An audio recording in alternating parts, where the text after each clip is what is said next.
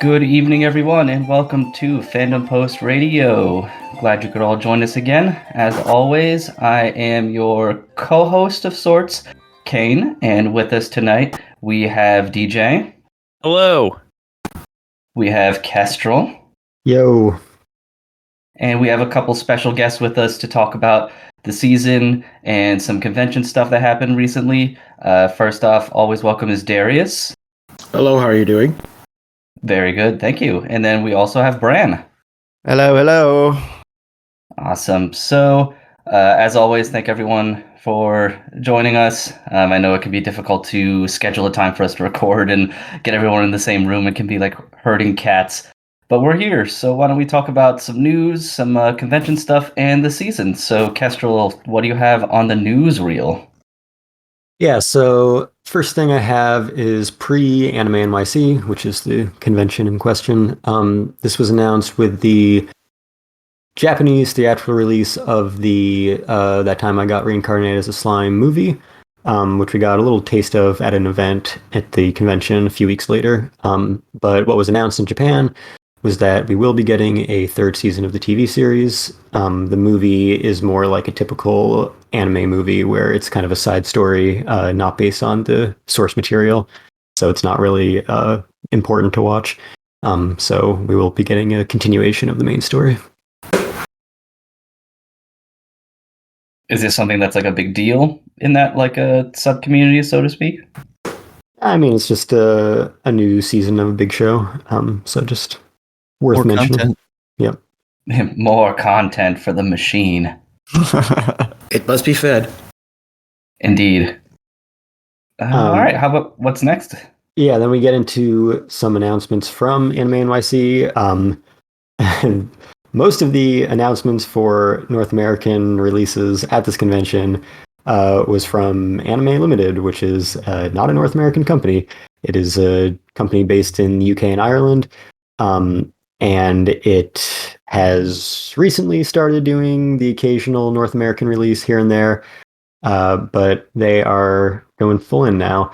So they announced actually quite a few vinyls that they'll be releasing worldwide. Ooh. So they've got the ReZero soundtrack on vinyl, the Dr. Stone soundtrack on vinyl. Here's a Cain pick for you, the Little Witch Academia soundtrack on vinyl. That's good. Yeah. They are doing an Ultimate Edition vinyl of Macross Plus, which includes the first soundtrack, the second soundtrack, the original soundtrack Plus, which is labeled for fans only, and then Sharon Apple, the Cream PUF. Cream Puff, yes. Yeah.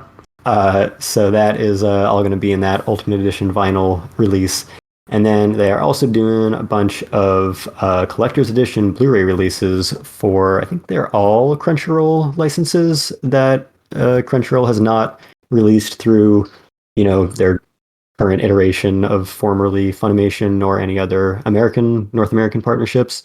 So those include collector's edition Blu-ray releases of To the Abandoned Sacred Beasts, Tonikawa, Tokyo Marble Chocolate, and A Place Further Than the Universe.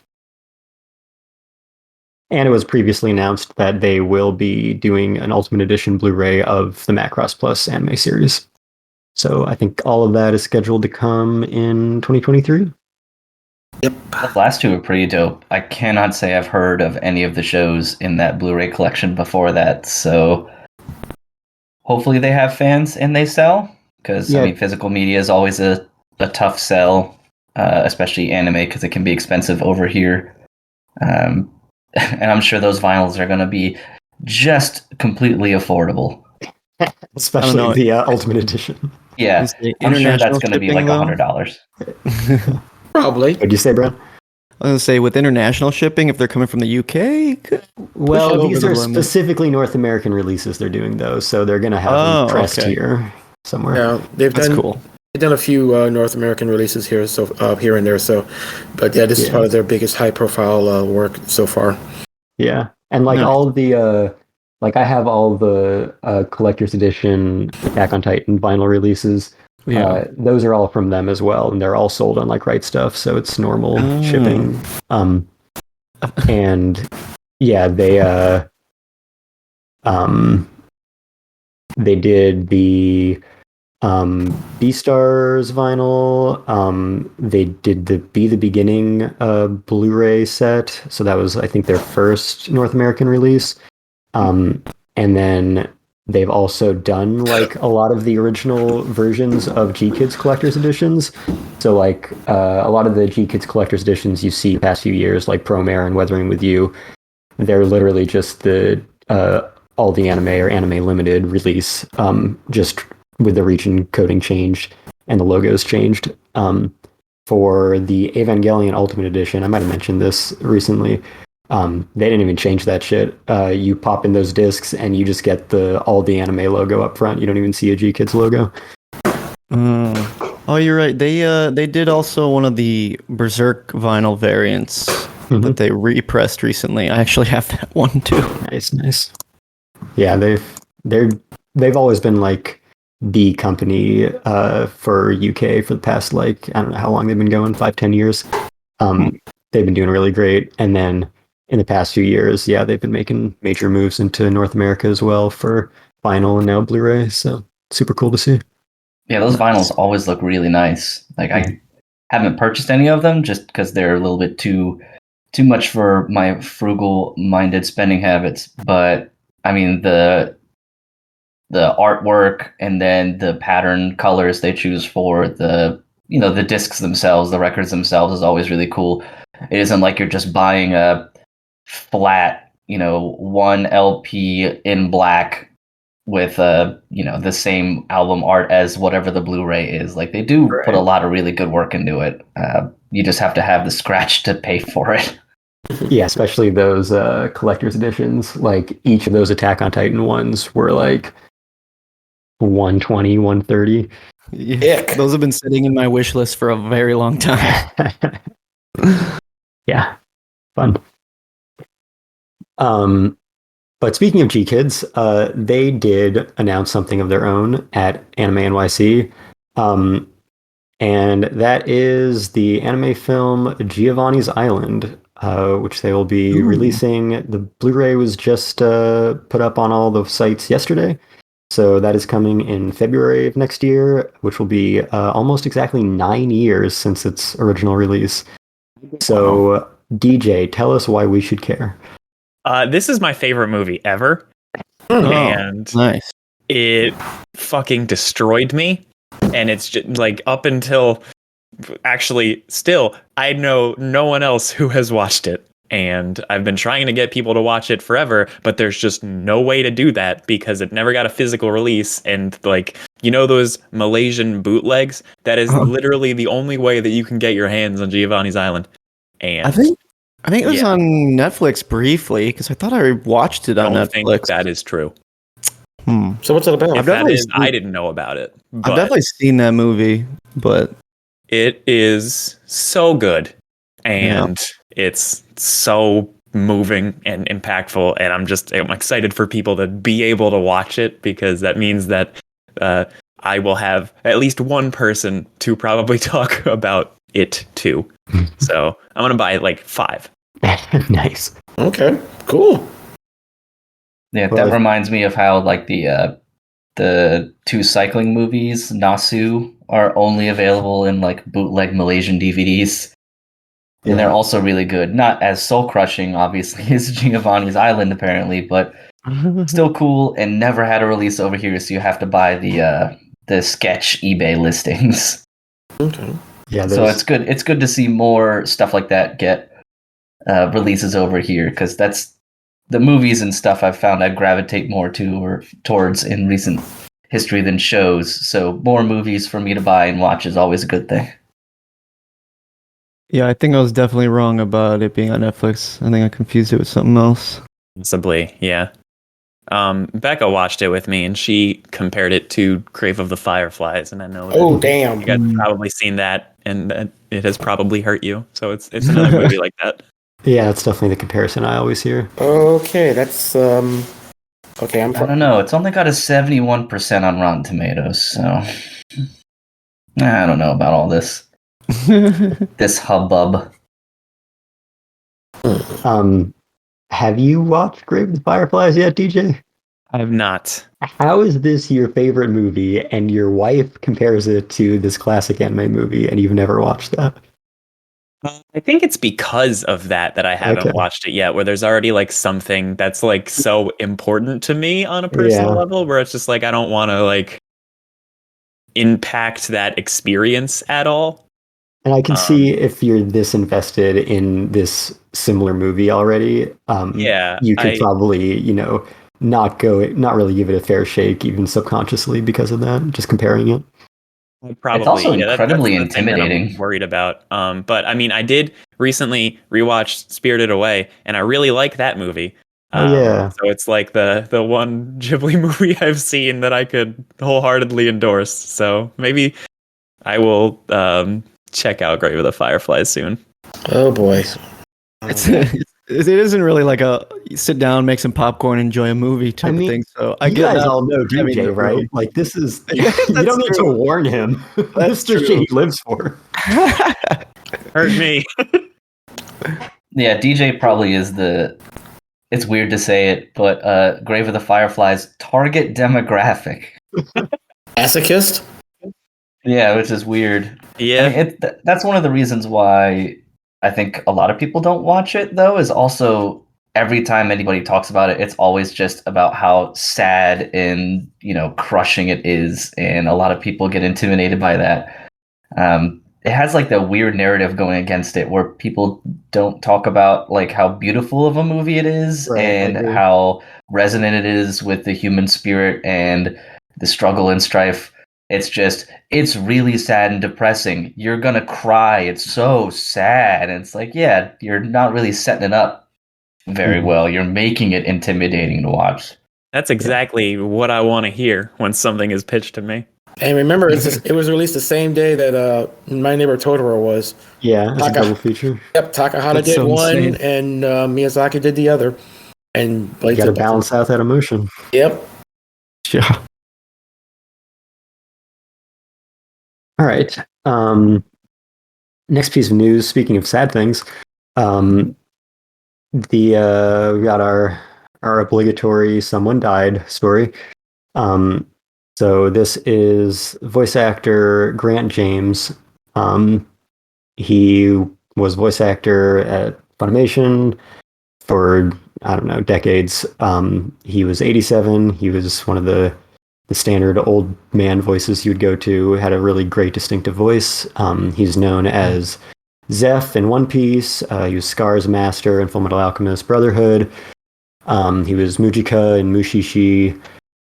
And he had, bit parts in all of their big franchises, basically. So he was married to Julie Erickson, who was, another longtime Funimation's old lady voice, and they were married for 36 years. Wow. So very sad to see him go. I think he had maybe kind of retired in the past few years, but yeah, definitely sad.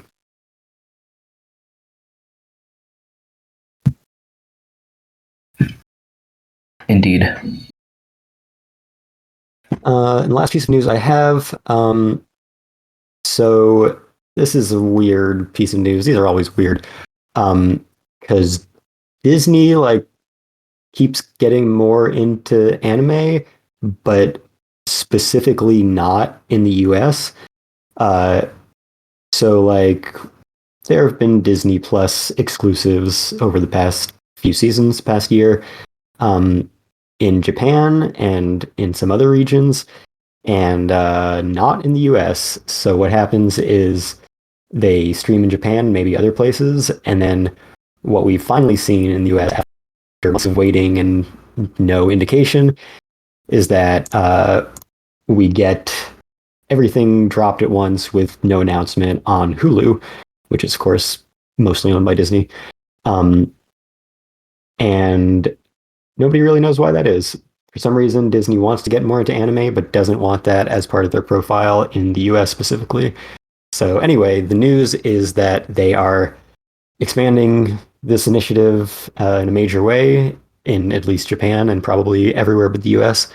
And they're partnering with Kodansha for a bunch of exclusives and Disney original anime.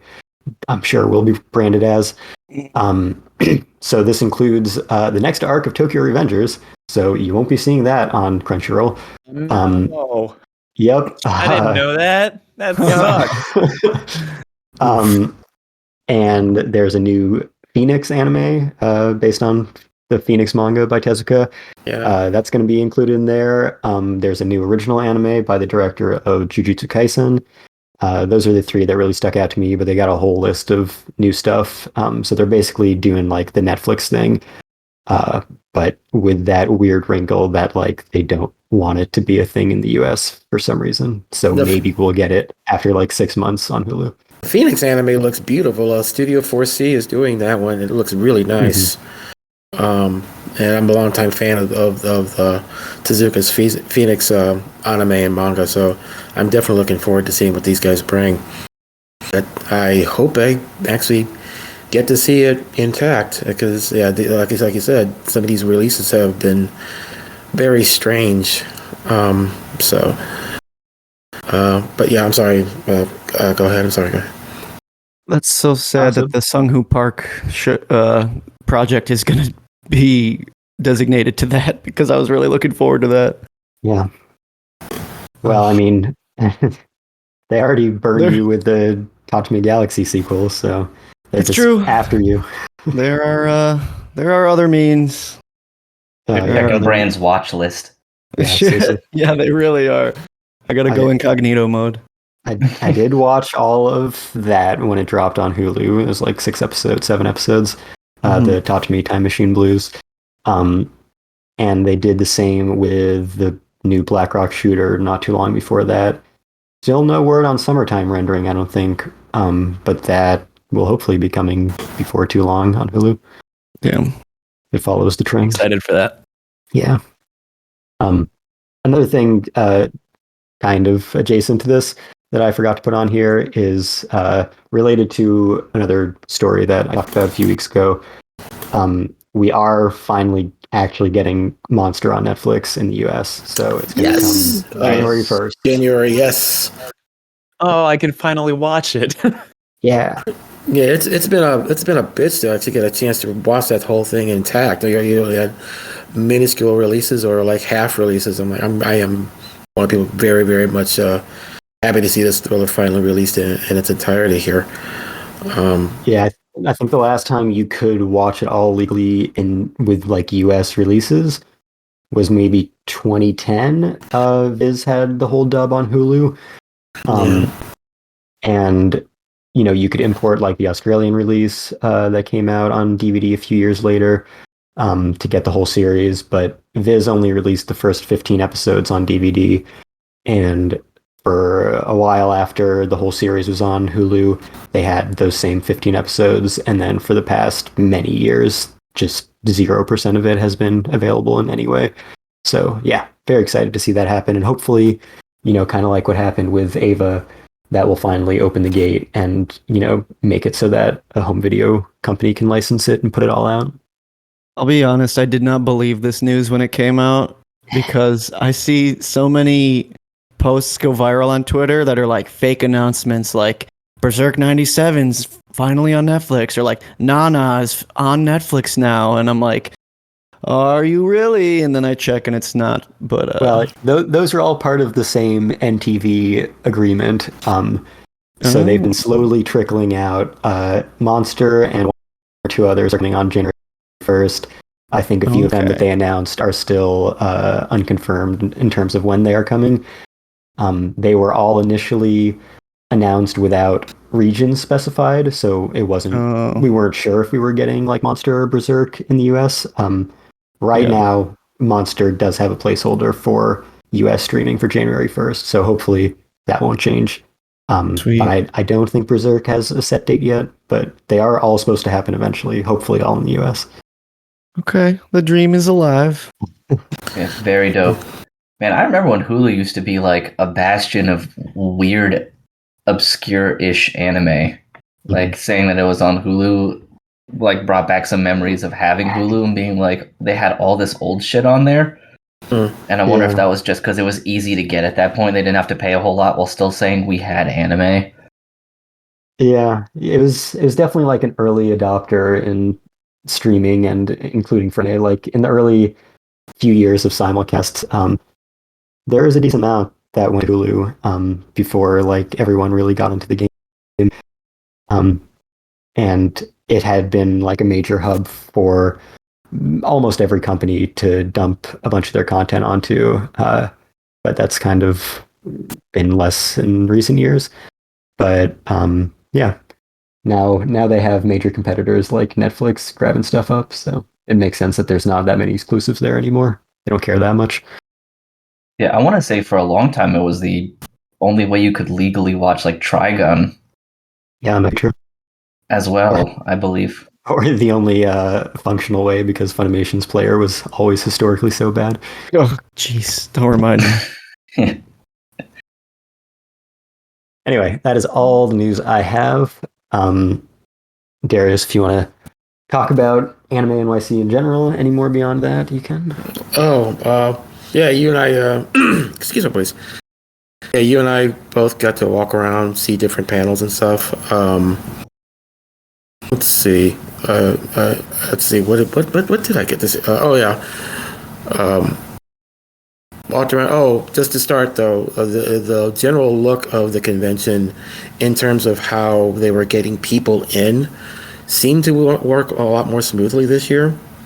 It used to be. I mean, last year, and even it was so bad. Even NYC itself admitted, guys, we messed up. We're sorry. We're gonna make this a much easier, better experience for you. And this year, it was done differently. They set up different entrance points and literally put general attendees like across the street in this one area that seemed to be like for construction practically. I'm not sure, but you had to go through that to get to your COVID wristband, and then walk around to an area, and then they would guide you to an entry area for general walk-ins and such. This was sold out before the convention took place. Kestrel and I, we were in a press entrance, so it was a little easier for us to go see those things. But the convention itself seemed to work a bit better. The thing is, though, they did this whole thing with pre-reservations for panels, for big name panels and such. And in some ways, it was okay to see because, like, excuse me, please, they the gigantic lines that were there for last year were gone, and you could actually navigate a bit better. Like, for example, if you tried to get into the One Piece episode last year, like the line was like a mile long, and everybody hopefully trying to get in, and you basically had no hope. This year they did this whole lottery system, which worked out well for some and not so well for other people, and it was okay. Kestrel and I, we each got into different panels, screenings and stuff. Like Kestrel, I believe you did Lupin. Yep. Yeah, how was that one? Well, the screening was very bad. It was the world premiere of Lupin Zero, and they shoved it in this tiny little panel room, very tiny width-wise, and it went a few rows back, but it was like, I don't know, 5-10 people per row. Like, it was a tiny room. And they set up this little like projector, like you're showing a PowerPoint for your high school final. Oh man. And they had a shitty little screen that they pulled down, and the projection covered like a quarter of it in the corner. And even that, like, because of the setup of the room and it not being meant for viewing anything, if you were more than a few people back, the bottom of the screen, which included the subtitles, was covered up by the people in front of you. So it was super low quality, super bad presentation, almost impossible to actually discern what was going on. So not great. I guess I'm sorry. On a Trigun. If only you understood Japanese to DJ's level. Yeah, apparently. Oh Very man. high. Yeah, the Trigun screening. I guess I lucked out on that one. It was pretty cool. The animators were there. They showed they followed the first full episode, and I know a lot of people have been kind of scoffing at the fact that Orange and the studios Orange went with the CG route instead of the traditional cell animation route. But honestly, I liked it. I think pretty much everybody in the show. Good. Yeah, the show is pretty cool.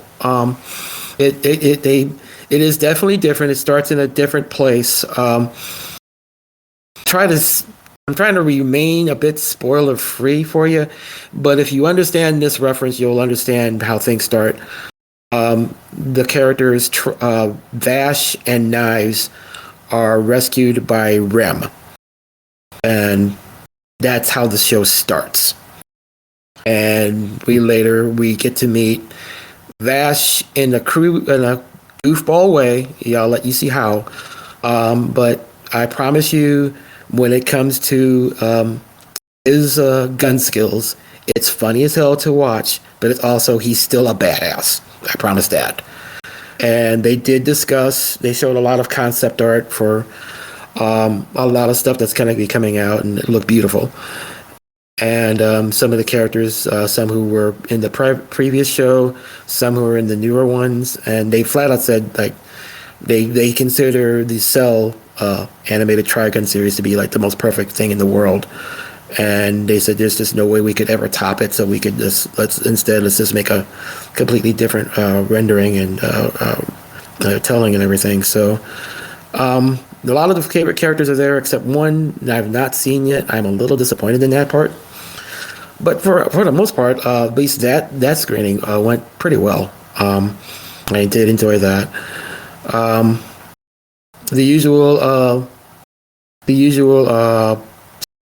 suspects as far as announcement people were there. Crunchyroll, Sentai, High Dive rather. Let's see, G Kids. Which ones did I actually make it to? Oh, yeah, there was the big one with the creator of Attack on Titan. Yeah, that I actually did manage to get into that. Thankfully, that was cool. I believe were you there for any of the festivities on that one, Kestrel? Yeah, the panel. Yeah. Yeah. I mean, yeah, that was really nice, wasn't it? Yeah, I have a lot of thoughts about that. My heart has just been breaking for Isayama ever since that panel. Yeah. The one where he like didn't try not to cry. Yeah. Yeah. You could tell he put his heart and soul into everything. It literally kicked off his career, and he's kind of practically said he doesn't want to do manga anymore, but just because of this. And he really like at one point he actually said that like he was only getting like 2 or 3 hours of sleep a day for like a week. And I'm like, and all I could Jesus. Yeah, that's a mangaka. Yeah. All I could think of was I feel bad not remembering his name, but the creator of Berserk and what happened with him. And I was like, geez, man. And so he's under pressure to finish it, and as he basically said, I don't want to get canceled. That was literally his sole mindset. I don't want to be canceled. Yeah. I want to be canceled in the traditional sense, not the modern sense. Not in the modern sense. Yeah, he's not talking Twitter. He's talking like, hey, I want my book to feed my, be able to feed me and keep me in my apartment, And yeah, listening to him talk about how not only how the story was going to progress, but like how this whole thing practically impacted his life and changed his life, and it's really sad that the guy flat out pretty much said he does not want to do manga anymore. I mean, I'm glad. Like, I really hope he sticks to it. Because yeah, I don't want to see him work himself to death. I want him to collect his fucking paycheck and get a good night's rest for the rest of his life. Go to his saunas, enjoy himself, recover from the trauma that this series put him through and the serialization of it. But I'm not happy about the reasoning being that he is just deeply damaged and broken from the experience of making the series and the feedback and controversy and abuse that he's taken from it. So yeah, he's a very troubled and humble and sincere guy, and it hurts to see him in this state after everything he's given us. Yeah, man. Anime and manga fans are the worst, honestly. Yeah.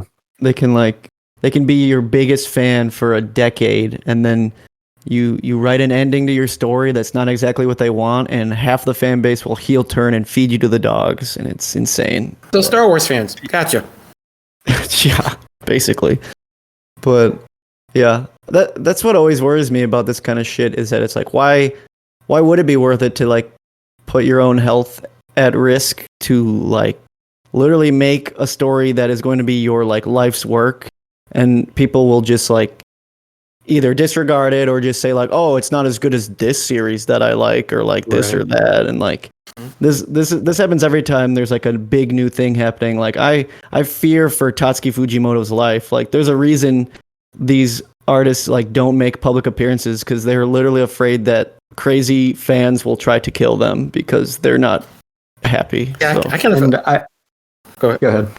I kind of felt bad. Well, like I noticed like he kind of wrote a plea to fans before the convention took place, hoping that he wouldn't have any bad confrontations and stuff. I'm like, dang, man, It's so sad.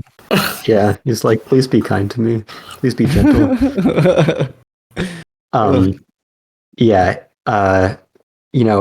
Contrary to that, though, fortunately, at least his experience here was very positive, because he was like, I've been just, wrecked since making this ending and completely unsure about it and unsure about all my decisions. But then, coming here and, hearing feedback, because like for the signing, I only know one person who did the signing, Mike DJ. He went through the line to each person until he found someone who would trade the autograph for a $500 special edition Switch that he just bought. Wow. So he got his autograph. It was all wristband based, so he couldn't actually go in and get it.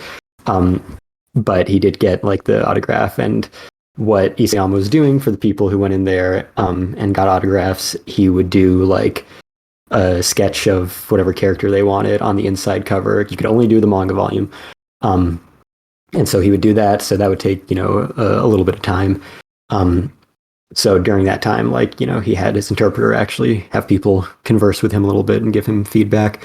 So at the panel, which was the next day, he was like, I've been really unsure about everything since ending the series, but all the feedback that I've gotten here has, really reaffirmed being able to actually hear from people in person and see how it touched people has made me a little more confident in myself and able to move on. So that was good, at least. Yes, it sounds like a nice ending. Yeah, happy ending. Thank fuck. But also, he's like, is like Ano. Like, he lets his... And I won't say he lets. He's not someone who's able to just, let all of the use of his work and the reception to it and all the business practices just like, fly past him. It really deeply affects him. Man. Yeah. It's rough to see. Yeah, like he put out this one statistic, like 80% of manga gets canceled before it actually gets to really hit its stride and everything. So he's like, okay, I don't want to be that part of that 80%. I want to eat. And it's like, damn, man. So Yeah. He talked about like, they asked what was the worst part about making it, and he's like, getting 2 hours of sleep a night. And then they asked what was the best, and normally your public figure appealing to his millions of fans would be like, well, I just love touching all the fans. He's like, the best part about making the series was the money. It's the only good part. I was poor as fuck. I couldn't honest eat. man. Yep. And also because nobody in my family ever believed me or supported me, so now they get to see that I'm actually Jeez, successful. bro. I know, I'm so sad. That's so messed up. I mean, that's probably honestly the real answer to almost every one of the mangaka is the money. The fan thing is just the coach speak. Like at the end of the game, they're just like, I just want to thank God. Yeah. And I want to, It's just so great to hear someone that high profile be able to be that transparent, especially in like Japanese media, because they're very PR oriented. Oh, man. Let's see, what else? Let's see, went to that one. Let's see, did the Crunchyroll panel. I did one of the Trigger panels. Got to hear from them. I watched them. He basically did like a live drawing at one point, and somebody asked him. It's like one of the members that was behind a segment in Star Wars Visions about these twins. So they're like, hey, is there going to be a new Star Wars Visions thing? Are you going to be part of it? I was like, no, I'm not going to do that. But if I could, I swear this is what he really said he wanted to do. I want to do a story about Jar Jar Binks. Where basically he's walking around in an Imperial ship, he's cleaning it, and he accidentally gets a bucket on his head. And an equally clumsy stormtrooper walks in, sees him, and proclaims him to be Darth Jar Jar, and he literally drew Jar Jar Binks as a Sith Lord. Right there. Amazing. It is the goofiest. And I was like, oh my god, I'd love to see that. there's definitely room for Goofy in Star Wars, no matter what people will tell you. Yeah. And that's really what Visions is. It's, use this general lore to just do your thing however you want to do it. I'll get that picture up a little bit later date, but I loved what he came up with right there. It's like Darth Jar Jar. I wouldn't be surprised if there were fans at the live drawing just yelling like, please draw Rebecca, please. He drew one woman. I think it was from Probably Little Witch. Oh, it was? They do a lot of that. I don't know if it was, but every time they do live drawings on Twitch, it's always Little Witch. Yeah, that or it might have been from Kill la Kill. I might be wrong on this, but I think that was Kill la Kill though. I think it was a Mako drawing, from what I remember. Okay. I like how Bran has absorbed just as much AnimeNYC through Twitter as we have from actually being there. He saved me a flight ticket. Hey, it's very cool. Also, okay, this was one that was an interesting screening. TMS has this new show coming out in January. They showed the first episode for it. It's called High Card. And I literally wound up walking up to the rep, TMS's rep there, right after it, and said, "Thank you for making something that's not isekai. I'm sick of isekai." I mean, seriously, like literally every other trailer I watched that weekend either had the word isekai or reincarnation in it. No joke. And it was just, Sounds about right. I was like, stop! Something new! Funny, at Until it stops the selling, don't get your hopes up. at the slime event, which I mean, I can't complain about isekai when I'm funding it. But slime's like top 2 or 3 isekai all time. So anyway, yeah, that's like saying waterboarding is a top 2 or 3 torture method. But yeah, at the event for that, the announcer at one point accidentally said reincarnated as a sword, which is another isekai anime that they were promoting and having events for at that convention. So it's a understandable slip up, but it really just speaks to how much of this shit is getting pumped out. Give me my 80s Max back. Give me that. It's 5 minutes. But High Card though, it was really interesting. As near as I can tell, the director, writer, and creator were there, and they basically were there wearing tuxedos and sunglasses. It was kind of cool looking, to be honest. But they directly said that the main inspiration for this series is the movie Kingsman.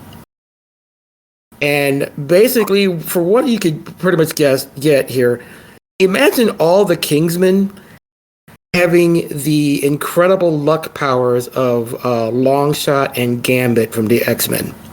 Just imagine a whole kind of core of those guys. It's just really lucky, but they get this card that they can basically use to make sure a bullet goes their way, or a card comes up that they like, or it feels like a whole bunch of them having a Green Lantern ring dedicated to being lucky. That's kind of how this whole thing plays out in the first episode, at least. And there are more episodes will be coming sometime in January. It was definitely an interesting change of pace. I'm quite curious about how the show will play out more often, but I kind of enjoyed it. That's by the creator of Kakigurui, for reference. Yeah. So those are the big things that I did manage to go see. I don't understand how they set this, but apparently there's some gigantic Guinness record for the most Gundams built at the same time. It's set at the Bandai booth, and I honestly. Oh yeah, they had what's his name from Mythbusters there. Adam Savage, I believe his name is. Yeah. He was. I caught a bit of that panel. Online. Yeah, That's cool that Adam Savage was there. He's dope. Mm-hmm. Yeah, I think he did like building Gundams. That's your thing. They did like a video either officially on the Gundam channel or on like his own YouTube page where he built like a real grade or master grade version of the RX-78, and I was like, damn, this makes me feel so good that he's like enjoying this so thoroughly. I mean, it's definitely right up his alley. He loves building stuff. So Yeah. I imagine he probably made it look like fucking perfect too. But yeah. Meanwhile, my Gunpla's got like nubs all over the goddamn place and shit because I have wibbly wobbly hands. Yeah. Someday I'll have the balls to paint my Gunpla, but not today. What's there? Let's see. Oh, I did my own panel there. Yeah, okay, I might as well try not to. Plug it away, baby. I did a panel about black. I call it classic black anime characters 101, focusing on characters that are from the 60s through the 90s. And for those who are sitting there doubting out there, they're like, no, there's no way there aren't that many black characters. Like, look, I have enough I have enough material for 2 panels, okay? And if they let me, I will be doing panel 102 on this subject. You know, these are just different characters that have fallen wayside because of time, or because the companies did not import their titles that they were in, or they just nobody streams them. People always say, hey, what's the big use of physical media? You know, streaming is where it's at. But it's like, hey, there's a lot of stuff that does not get streamed, and they're very, very good pieces of work. And you'll probably have to find them, usually from a discotheque booth or AnimeNYC or something like that. But there are a lot of very good black anime characters that you don't get to see here spoken about. And so I actually had a full room for it. So I was like, wow. Okay, and people came and thanked me, so that actually did feel good, So, I would go to it.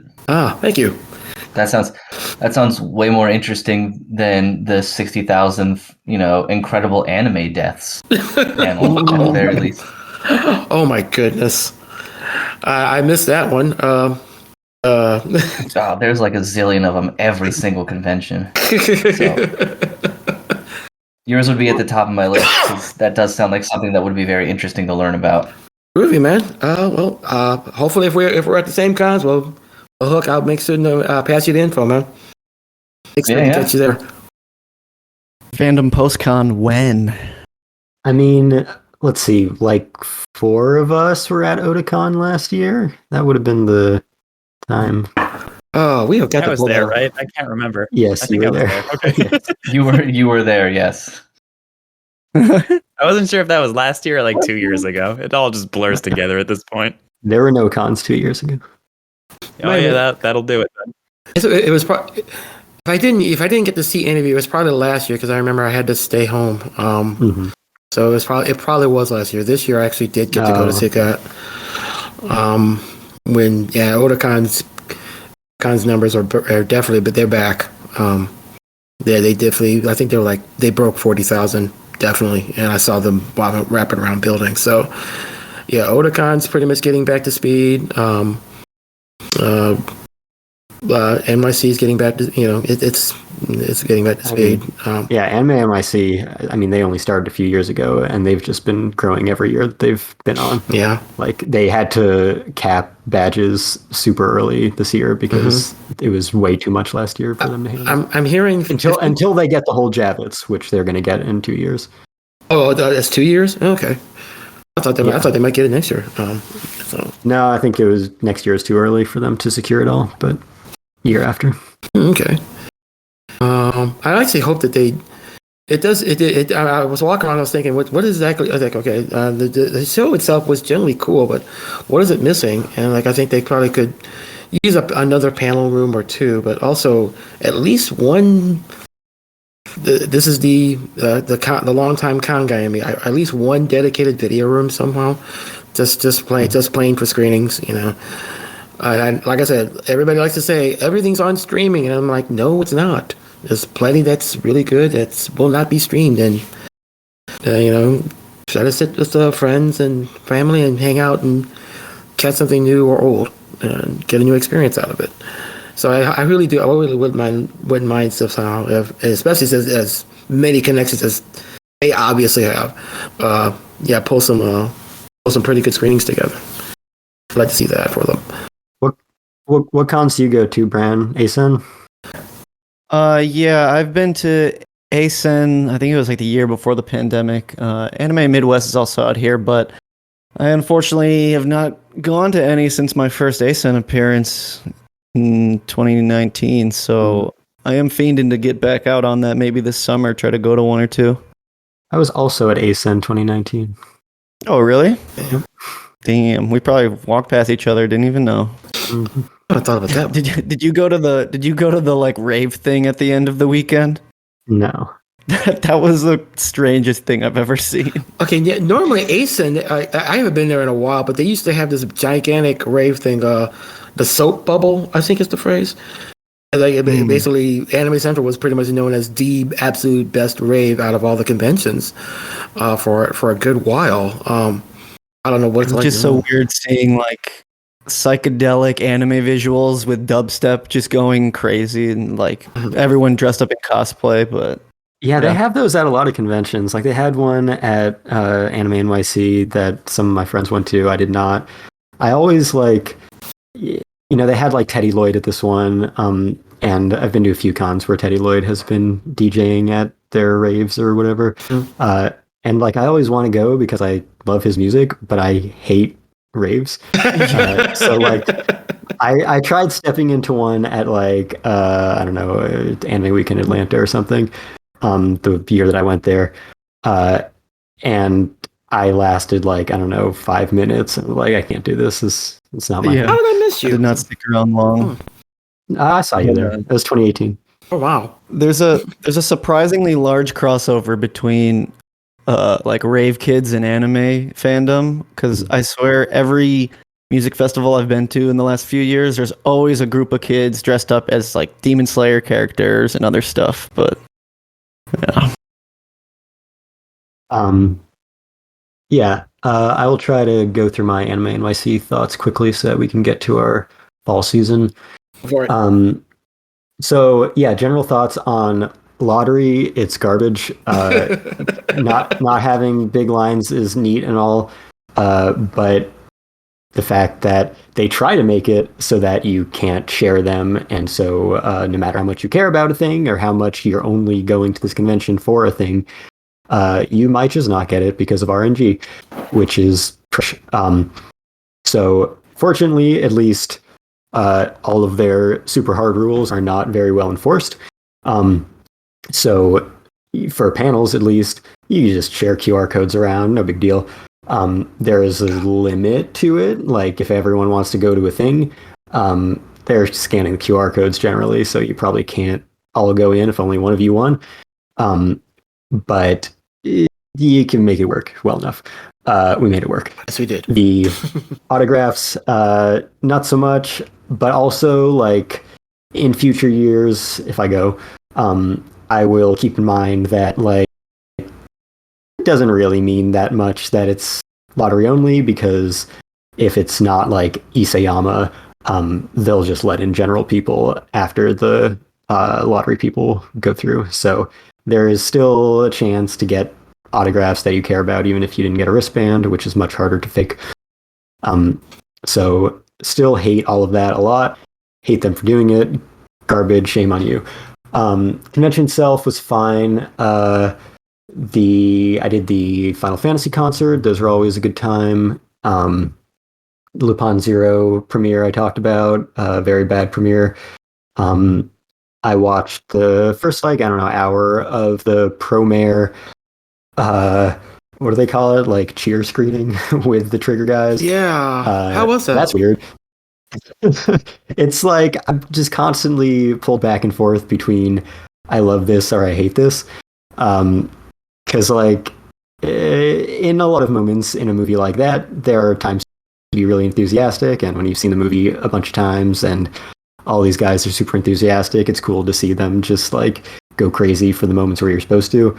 But it's also like a narrative film with quiet moments, and people like try to find opportunities to cheer when it doesn't really belong, and it's kind of awkward. So probably wouldn't do it. But if you're gonna do it with the creators there, I guess. Also, there is this girl behind me who I just wanted to like turn around and get her autograph. I'm her biggest fan. She recited every line of the dub as they were saying it. Oh my And god. like, that sounds super annoying, and it kind of is, but it's so impressive. Like that movie's only been out for 3 years, and the dub's only been out for like 1 or 2. I guess it's been out for more than that, 2 years.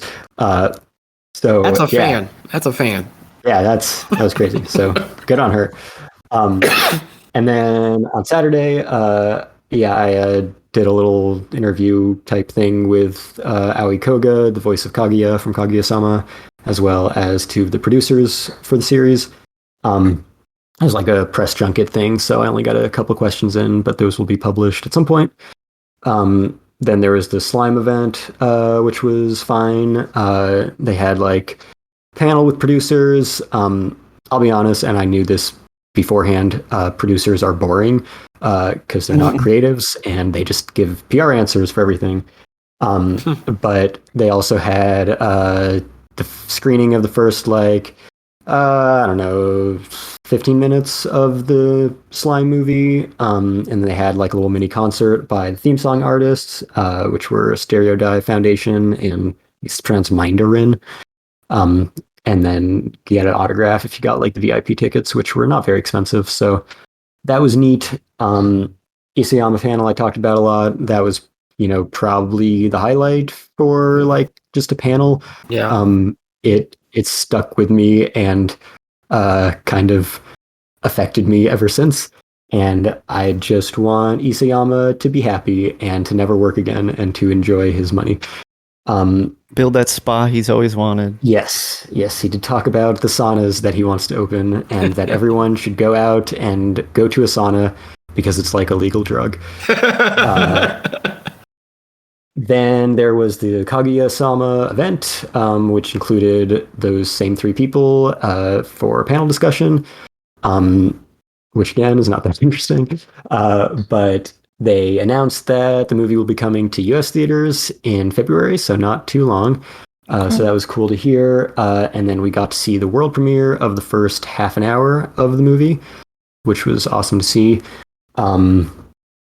And then Sunday, I did the Lupin the Third panel, which was very sparsely attended. I mean, I guess it was like Sunday morning, and Lupin the Third is not that popular, which is why they shoved it in this shitty little panel room for the world premiere. But I'm glad I went because there was no one there. I was front and center, and that put me in a good position to get called on to win their first trivia question that they did, which was a super easy trivia question. I just got picked because I was right there. And it's the name of the samurai. Really? Oh wow! No, it was. So what year did Lupin Third Part 1 air? After we've been talking about how we celebrated its 50th anniversary last year, this entire panel. So anyone with second grade math skills could have answered that, even if I didn't just happen to watch all of Part 1 like a month ago. But yeah, anyway, I won the, what is it called, 50 Animated Years of Lupin the Third Deluxe Edition. I don't know, art book, information book, coffee table book. Yeah, I got that myself. It's great. Yeah. When they were advertising it during the panel, I was about to buy it anyway, and then I won it, so that was cool. And it was a deluxe edition, which they only printed 1,000 of, and they cost like $75. So super cool that I got that, and it came with like an art print and a 50th anniversary pin and a 50th anniversary bookmark and the like number whatever out of 1,000 thing. So yeah, that was worthwhile. They should have made a super deluxe version that came with the green jacket. They were also giving out Lupin bomber jackets. Oh my god! They were not any of the colors that Lupin wears, but what? Wow! Yeah, it's just a black bomber jacket with like a Lupin the Third 50th anniversary logo on it. Yeah. Oh man, that's nice. That's a weird wasted opportunity. I mean, it's a bomber jacket, so it looks different from his jackets anyway, even if it was the right color. But yeah, giving out some ties. Sure, yeah. Some boots. Random shit. Hand out revolvers. All right. You love Katanas. Yeah. They should have had a what's it called? Like Fujiko mouse pads. Oh dear God. I'm very, very surprised nobody has done that yet. Yeah, you definitely promote the Woman Called Fujiko Mine that way, and it would probably sell extra box sets. Yike. An entire Fiat. Yeah. Otsuko's crashed Fiat from the 60s. It's totaled. Yeah, it's rusted as hell. What is the name of the main character from Lupin the Third? And the winner will win a Fiat. It was super cool that they that's the Wolf, I believe. That they were giving out all that shit because it was a very lucrative visit to that panel. Very nice. Nice. I didn't buy anything there, and I came away with a nice $75 book. So, yeah. Anyway, then there was the Mob Psycho panel, which was just the voice of Mob. That was fine, and got his autograph, which was the only one I actually won. And then they had a little event for the new Bleach anime, where they showed one of the episodes dubbed, and had a little Q&A with some of the voice actors. But yeah, that's pretty much all I got to talk about AnimeNYC. Is the dubcast basically this continuation from the old dubcast, or is it a lot of new people?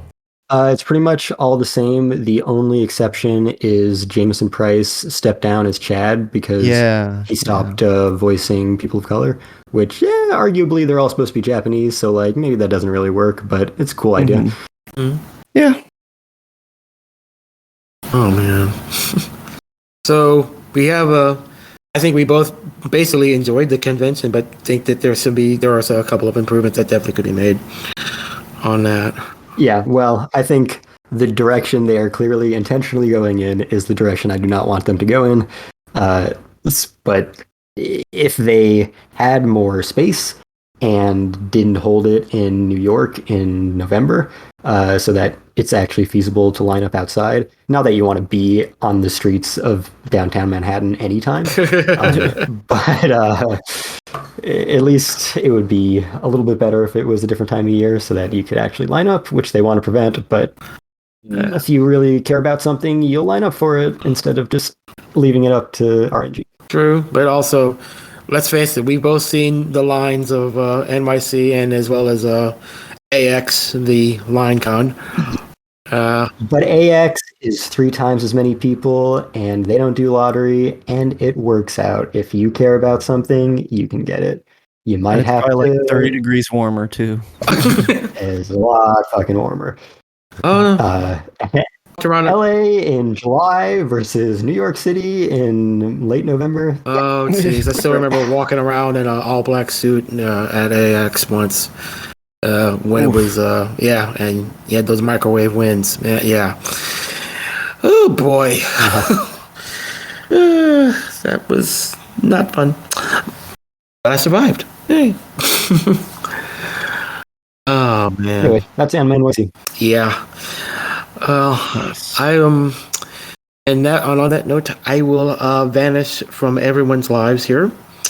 Because I have not watched a single bit of anime. I need to go and figure out how to activate this bloody Crunchyroll account. Because it's like, When's the last time you watched a new episode of anime? let's see. There was something about I think there was a meteor coming, and these giant reptiles were running around scared. And yeah. Sounds like it's from the 90s. Yeah, there you go. I'm pretty sure the answer is the 90s. Pretty much, yeah. Oh wait, it was a Stein. Shut your goddamn mouth, DJ. It was a Steins Gate episode. Which one? I don't know. Oh wow. I don't remember that. Excuse me. Yes, and It's like impressive in a certain way. oh man. Oh yeah, it's been. I do know. I will honestly say the listing of anime for this season between Witch from Mercury and Yoroshiatsu, a couple other titles. I mean, it really does look a really good looking season. So I'm very much looking forward to hearing y'all's thoughts on that, on it. So yeah, but yeah, I have very little to contribute. So I'll let you, the experts, talk about it, and I shall vanish. And yeah, have fun. I will talk to you soon somehow, and figure out how to upload this audio. Bloody hell. Ooh. Where is it? It sounds good, Darius. Well, thank you very much for joining. No problem. It's always fun having you on, especially with your insights on older stuff, which is not exactly the wheelhouse of most of us here. So That's what I get for being. a wealth of knowledge. That's what I get for being old.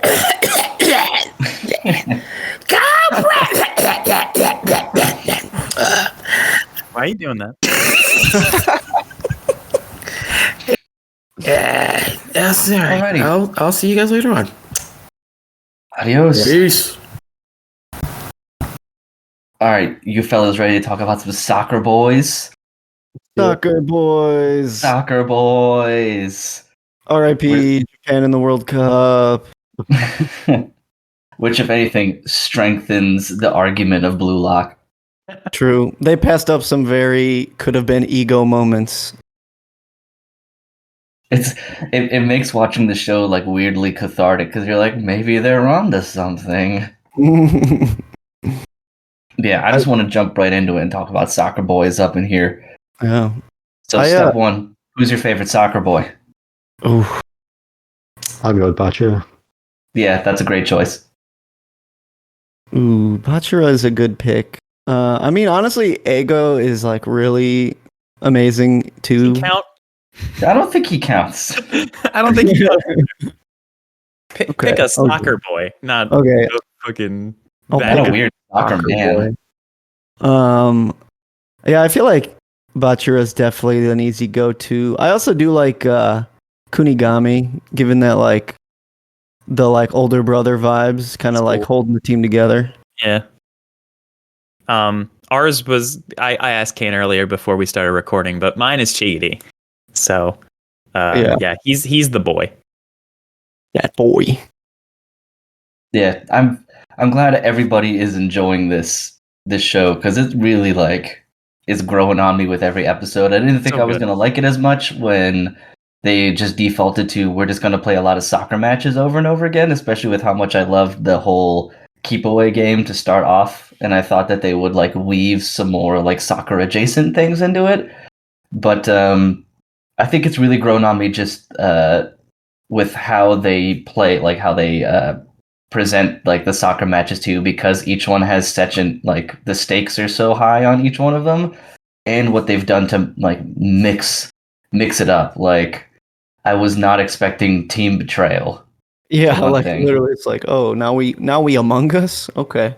We Among Us.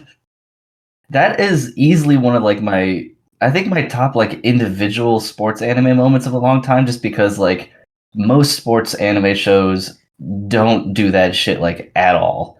Like there are villains, like there are heels and face like baby faces and shit like that, like wrestling, but you really don't ever see that type of deal go down where like a team member just is like fuck all y'all, I'm here for me, which I mean in a way is exactly how Blue Lock is supposed to work. Right. But yeah, it's been really great. I've been enjoying it. I also like that I don't know how it's going to end. I don't know how you guys feel about that. Like especially this last match, because the show leaves the door open for various ways for people to advance. There is some mysteriousness in how it's gonna go. Like you can't just predict. Well, obviously Isagi's team is going to win all the time because he's the main character. Well, since there's a chance for him to move on without them, it leaves it up to, well, they may not win every match. He could score goals, but they may lose or other various things. So it really kind of keeps me on the edge of my seat a little bit, which Yeah, is also like- very much appreciated. If they were going to include that rule for that reason, so that, you know, you see the rest of your darlings die and only the protagonist lives on. Yeah, I mean, I fucking hope the team wins because I need more Bachira in my life. Mhm. But Yeah. I like how they leave it open ended enough for you to wonder. Because yeah, like in Prince of Tennis or you know, I guess you could say like Night in the Area and all those ones, you pretty much kind of know that the main character's team is always going to win to move the plot forward, unless something like insane happens, like he moves to an entirely different country or some shit and starts over. But in this one, in Blue Lock, you really don't know, and that is very much appreciated. DJ, what do you think of the show so far? I know like sports shonen and stuff really isn't your bag most of the time, so it's fun to see you kind of really get into one. I like this because the characters are really good and because it's fucking ridiculous and it's suspenseful. Yeah, for sure. And those are all things that I think make a good show. And so I'm always excited to go into every episode because I know it's going to end on a cliffhanger and I love cliffhangers. And it's just I also like survival game type things. I've compared the show to Squid Game before, and I'm a big Squid Game fan. So it's just like the uncertainty and the chaotic progression of the characters and their environment is very alluring. So I am really digging this show so far. It's probably not like anything else I've watched in terms of anime, though. So yeah, it's definitely way more chaotic than most sports shows. Yeah.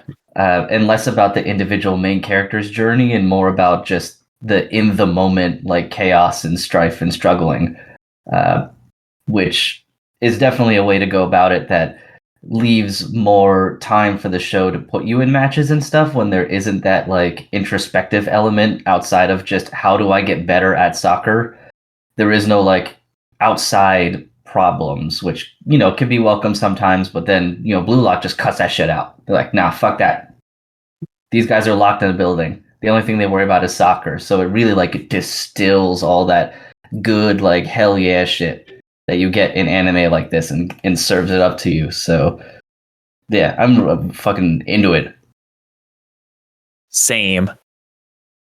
Yeah, speaking on the like elimination game aspect of it, I do like that the cast is like well-rounded enough that there are some stragglers that it's like, yeah, I can see them moving on from like the bald priest kid and like the dude that just betrayed them and stuff. But there are characters like Bachira and Chigiri. You're like, are they going to continue to go on, or is there going to be like a big moment where like they're eliminated and it's like totally tears them? Value directly correlating to how much time they get in the opening.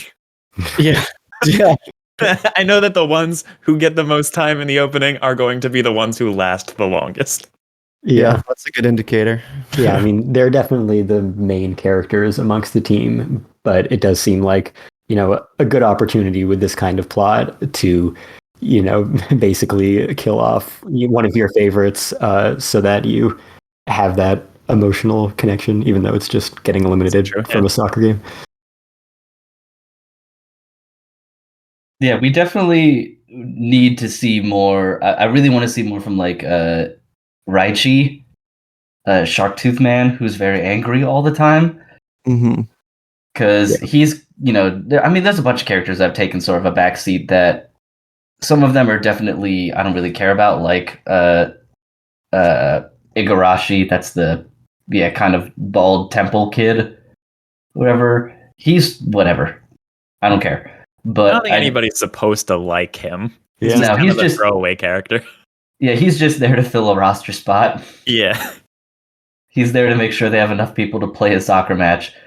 But like for how much screen time Jingo gets, he hasn't really done much of anything, so I'm waiting for him to pop off. And I think that's going to be dope. So I hope he gets that opportunity, because he's really gotten, especially in this last match with his defense that he's been playing, like, which is great. By the way, I love that he's just master shit talker. Like he's got Reggie Miller level shit talk going on with this guy, where he's like, "You gonna call the cops on me for stalking you this bad?" Like it's great. So I'm hoping he gets his chance to kind of shine a little bit and flex his, what do they call it, their weapon or whatever. Yeah.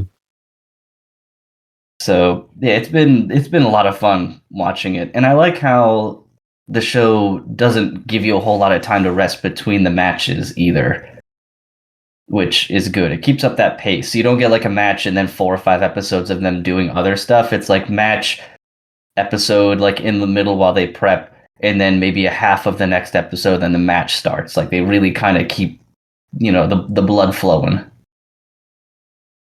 Yeah, that's one of the things I like the most about it. There's never really a dull moment. It's always not at all. Something's happening. Plus, there's lots of anime crazy eyes.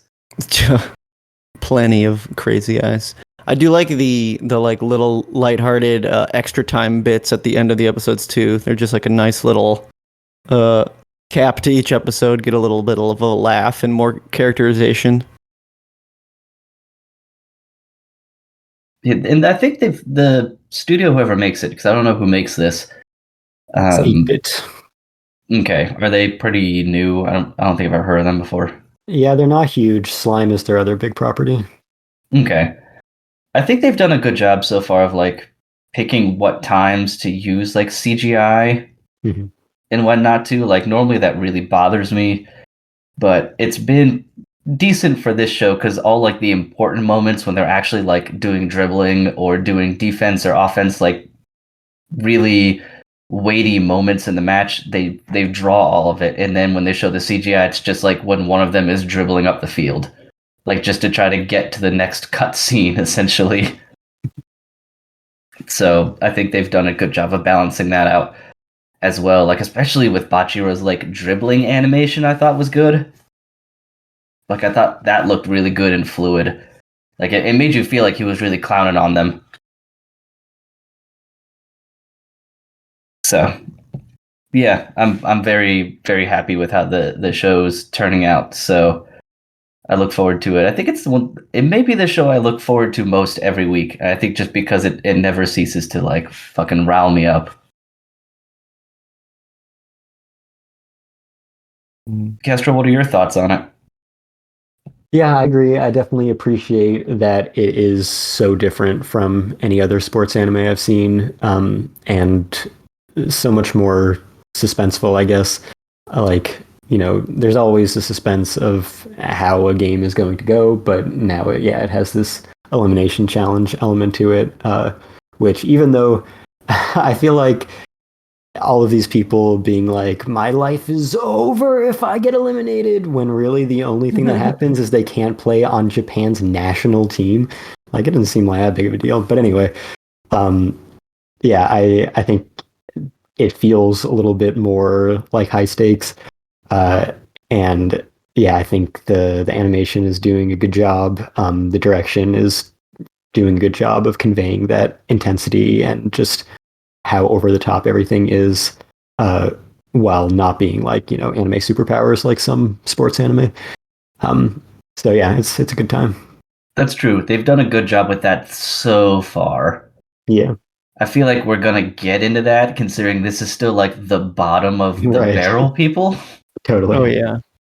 So we're definitely gonna get into some like dog shit about a guy hitting a ball so fast you can't see it, and then it's like flicking all over the pitch or whatever.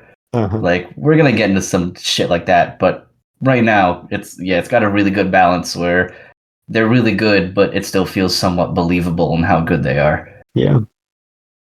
I do agree with you about the national team thing, though. Yeah. That's one of the things that I think is funny because they could just be professional soccer players and make a shitload of money. Yeah. Or if they really wanted to play for a team, move and get dual citizenship somewhere. Figure it out. You can figure it out. That and I think sometimes it does veer a little too far into I'm explaining everything that I'm feeling right now. Mm-hmm. In between shots, like a lot of telling and not showing, which I mean anime has a problem with in general, especially sports shows where they feel like they need to have a narration about their moments in the moment. Mm-hmm. Mm-hmm. So I can't fault it that much because it's kind of just a trope of all of anime. I think that's kind of a symptom of the author needing to be like, guys, I swear I understand how this sport works, even though I'm like, hyperbolizing a bit. But yeah, it's definitely a bit of a fatal flaw for sports anime in general. Yeah, especially all the talk about what is it, fucking the formula for a goal. It's like, oh man. But yeah, those are really the only two things that I don't like. And I like the opening too. Was that Unison Square Garden or whatever? Yeah, I always like Yeah. that. They've been around for eons, Mm-hmm. but their shit always sounds good. So I like the opening song. Yeah, I'm glad we can all bond over a sports show, especially because I know DJ isn't typically into these. Did you watch Run with the Wind, DJ? I did, yeah, and we talked about it a lot. I love that show. Good. That's what I thought. I was almost certain that you had watched it, and we went into long conversations about it because it is also a sports show that isn't like your typical sports show in a lot of ways. And I definitely like that a lot more than Blue Lock so far, but they're very different monsters. Yeah. Yeah, it's almost impossible to compare them. Yeah. I think they both do a really good job at exploring all of the main characters really deeply. Absolutely.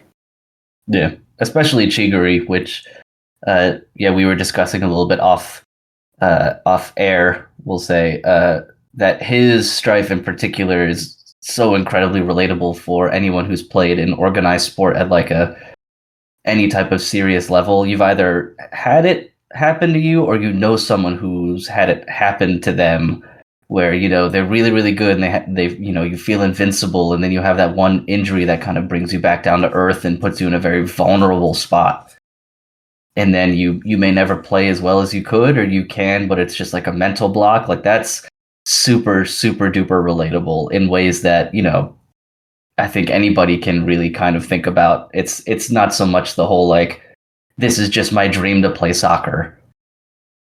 There's other things going on that have kind of blocked him, and I thought the whole like busting out of the chains thing was really dope as hell. Mm-hmm. So Yeah, it was cool. Yeah, when he busts out and then he goes like the fucking Flash. That was sick. That reminded me of from the Haikyuu Over the Top season when Hinata was doing like his training arc, and there was a similar visual of his like foot being held down either by, I don't think it was chains, it was like hands, or the pavement was like grabbing him or something, and it was just that overcoming of a mental barriers. Yeah, a thing that isn't explored as much as it should, at least in anime sports shows. Yeah, and that is one thing that makes this and Run with the Wind feel like it stands atop other shows, and Haikyuu definitely to an extent as well. They're good character studies into the athletes themselves and their mental capacity and barriers, and not just, if I work harder, everything will be fine. Exactly. Yeah, we can move on to another show, because I know we got started talking about the season a little late, so I don't want to waste it all on Soccer Boys. But we can jump into something else. I know another big show is, I think a decent amount of us are watching, is The Witch from Mercury, if you want to talk about that for a little. I'm down. Excellent. That makes at least two of us. Yeah. Down for the Gundam drama. Yeah, so I don't want to say cooled off on this show, because that, I guess, would imply that I don't enjoy it as much as I once did, which is not true. I still enjoy it thoroughly.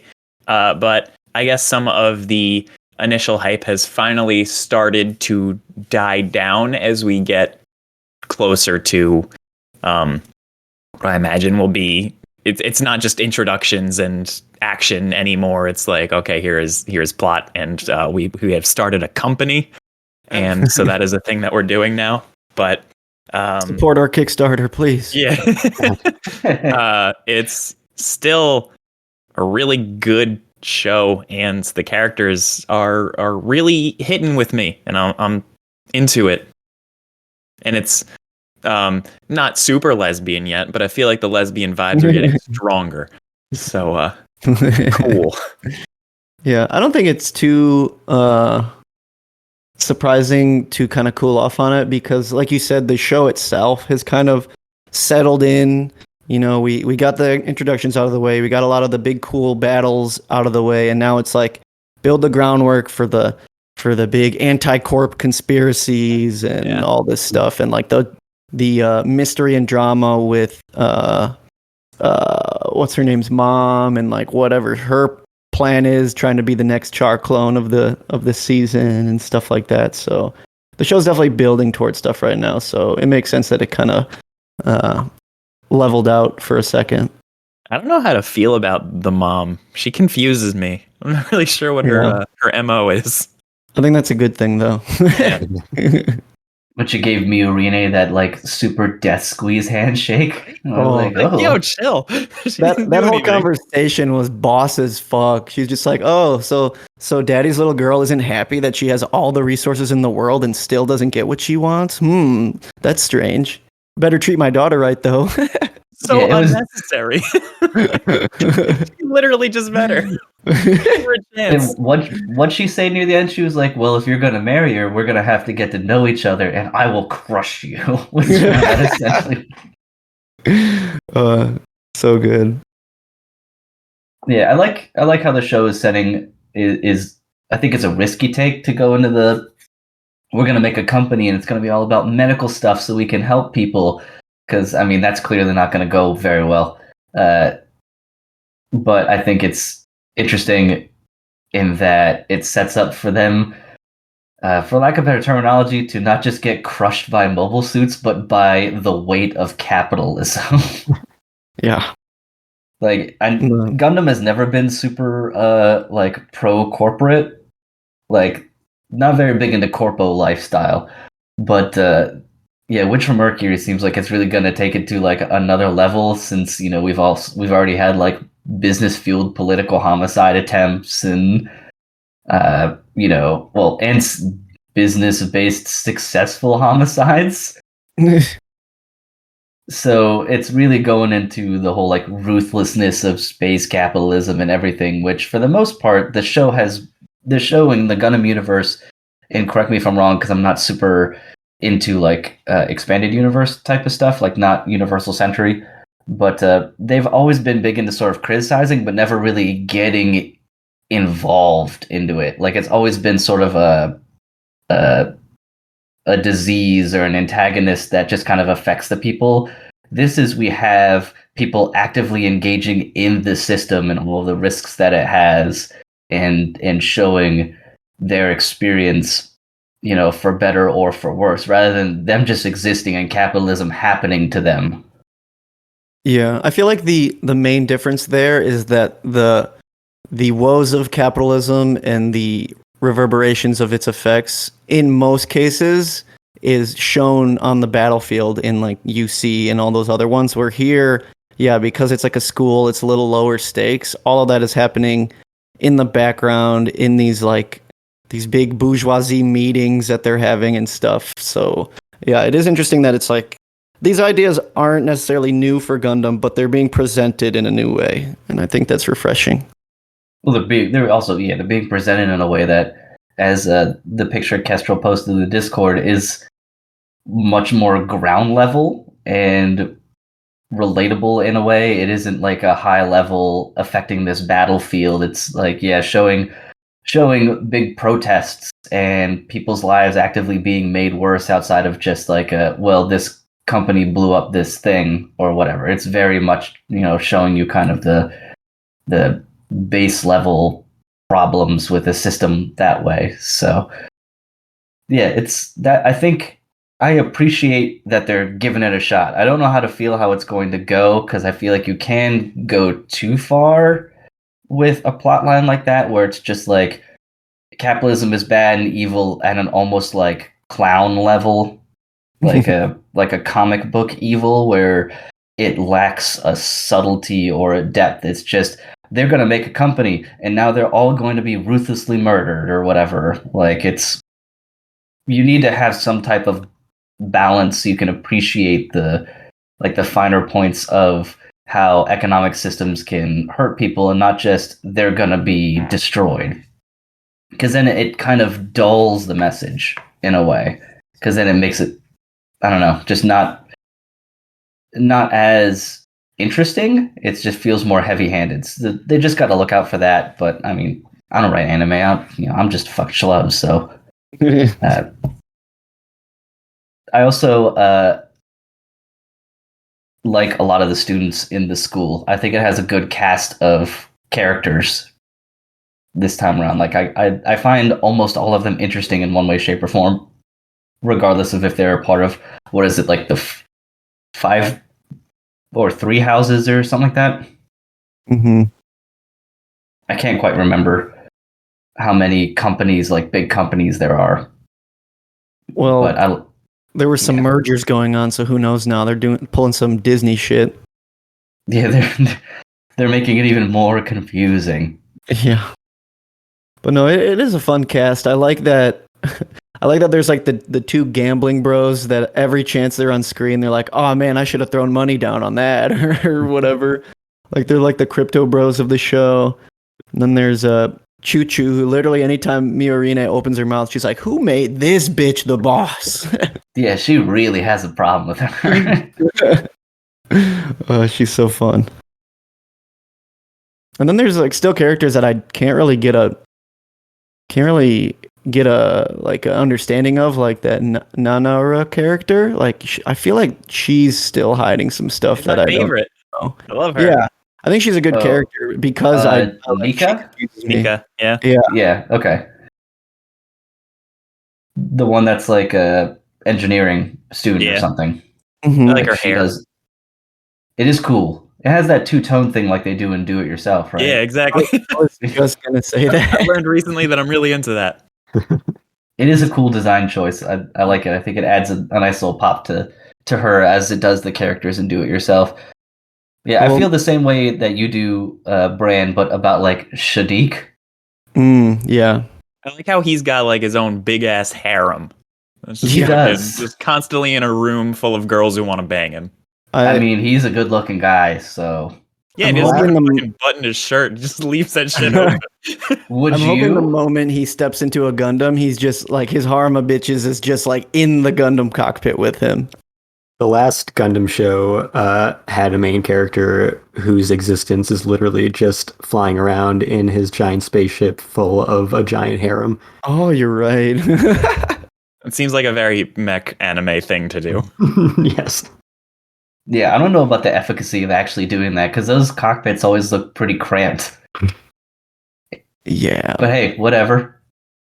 If it works for you, it works for you. But yeah, I find him very intriguing because I still can't tell yet exactly, and I haven't watched the newest episode, so maybe there's some unfolding there. But at the end of the previous one, you were starting to see a little bit of where he was going. But I still like don't know where his loyalties lie, if he even has loyalties to anything or anybody. Yeah. Like he that. almost feels like a red herring to me. Like I can't tell if he's trying to be the other Char clone where he's like fighting against this family system that he's a part of, because he obviously doesn't agree with his dad's stuff either. So it's like, yeah, I feel like the political intrigue is getting very convoluted. Yeah, especially with Shadiq and Miorine's like connection that they used to like. Close is not the correct word, it seems, but they worked together a few times in sort of a little bit of mini rebellion against their respective parents, like when they opened up that company together to try and get the funding at that, what they call it, seeding party or something. Yeah, the witch trial. Yeah, exactly. Yeah. I just can't wait for Guel to get his glow up again. Yep. Man's been dragged Yeah. through the mud. He really has been. He's been the Vegeta. He just needs to get his moment in the sun. He's been the jobber supreme. Oh, Because he was even being picked on by a bunch of fucking scrubs in that one episode, and he was just trying to eat his stew out of a coffee can. yeah. From fucking hero to zero in like a day. Yeah. Yeah, it felt like what, like 2 or 3 duels over the course of like 2 weeks, and then he's living in a van down by the river. It's hilarious. Yeah, I'm sure he'll like. I kind of want him to like join their company. I'm sure he will. Like Yeah. that seems like the natural progression. Yeah, because what else is he gonna do? Like he doesn't have a shot to get back in his own house unless he Goes back to being an asshole. No Yeah, 'cause changes he- at all. he's not going to get back into his house unless he does something incredibly heinous. And even then, he'll have to deal with whatever, like, conscience problem he has, which he does appear to have one. Like, he has some form of honor. Like, he isn't underhanded in trying to get what he wants, which is also why he's cool, I guess, living outside. But, yeah, I want him to get his glow up as well.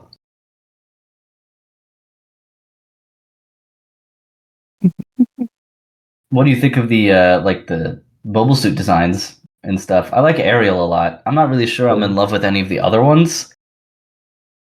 None of them really matter to me. Just big You're- robots. Yeah, you're not a big mech guy, so I'm not surprised. Yeah. Yeah. That's so funny. I haven't watched the newest episode, but when they were teasing what's his name's mech, the shirtless guy. Oh, the Michaelis. Yeah, they were like teasing a visual of that one, so I'm excited to see what that one will look like. But I think the designs look really clean. I feel like compared to maybe it's not a great comparison, but like the Hathaway movies, the mechs in that feel very not Gundam, and they almost felt more like a, I don't know, even like a Armored Core, like some more like real robot type of stuff. But no, these ones feel like right in the lane that they should be, and the designs are very clean, and We talked about it in the previous episode, but like just the animation in general has been really stellar so far. Yeah, I've always been impressed with how they animate the mobile suits with that blend of CGI and hand drawn stuff. It just really works for a Gundam that is expected to have like somewhat human movements, but since it doesn't look like a person, you don't suffer from that like uncanny valley weird. Like that's not how that should move since we don't have something to that effect. But yeah, I like the design of the Ariel a lot. I think it looks cool. I would certainly buy a Gunpla of it. Yeah. To air a sentiment of one of my friends who's also watching it, basically he's just like, I just need more mobile suits with bits that shoot lasers. Just more of those. Just keep coming. They keep coming. More funnels. More funnels. More funnels. Those are always cool, and they always look good most of the time. Even though I personally feel like if I was trying to battle a Gundam that had one, I'd be like, this is the cheapest shit. Oh, yeah.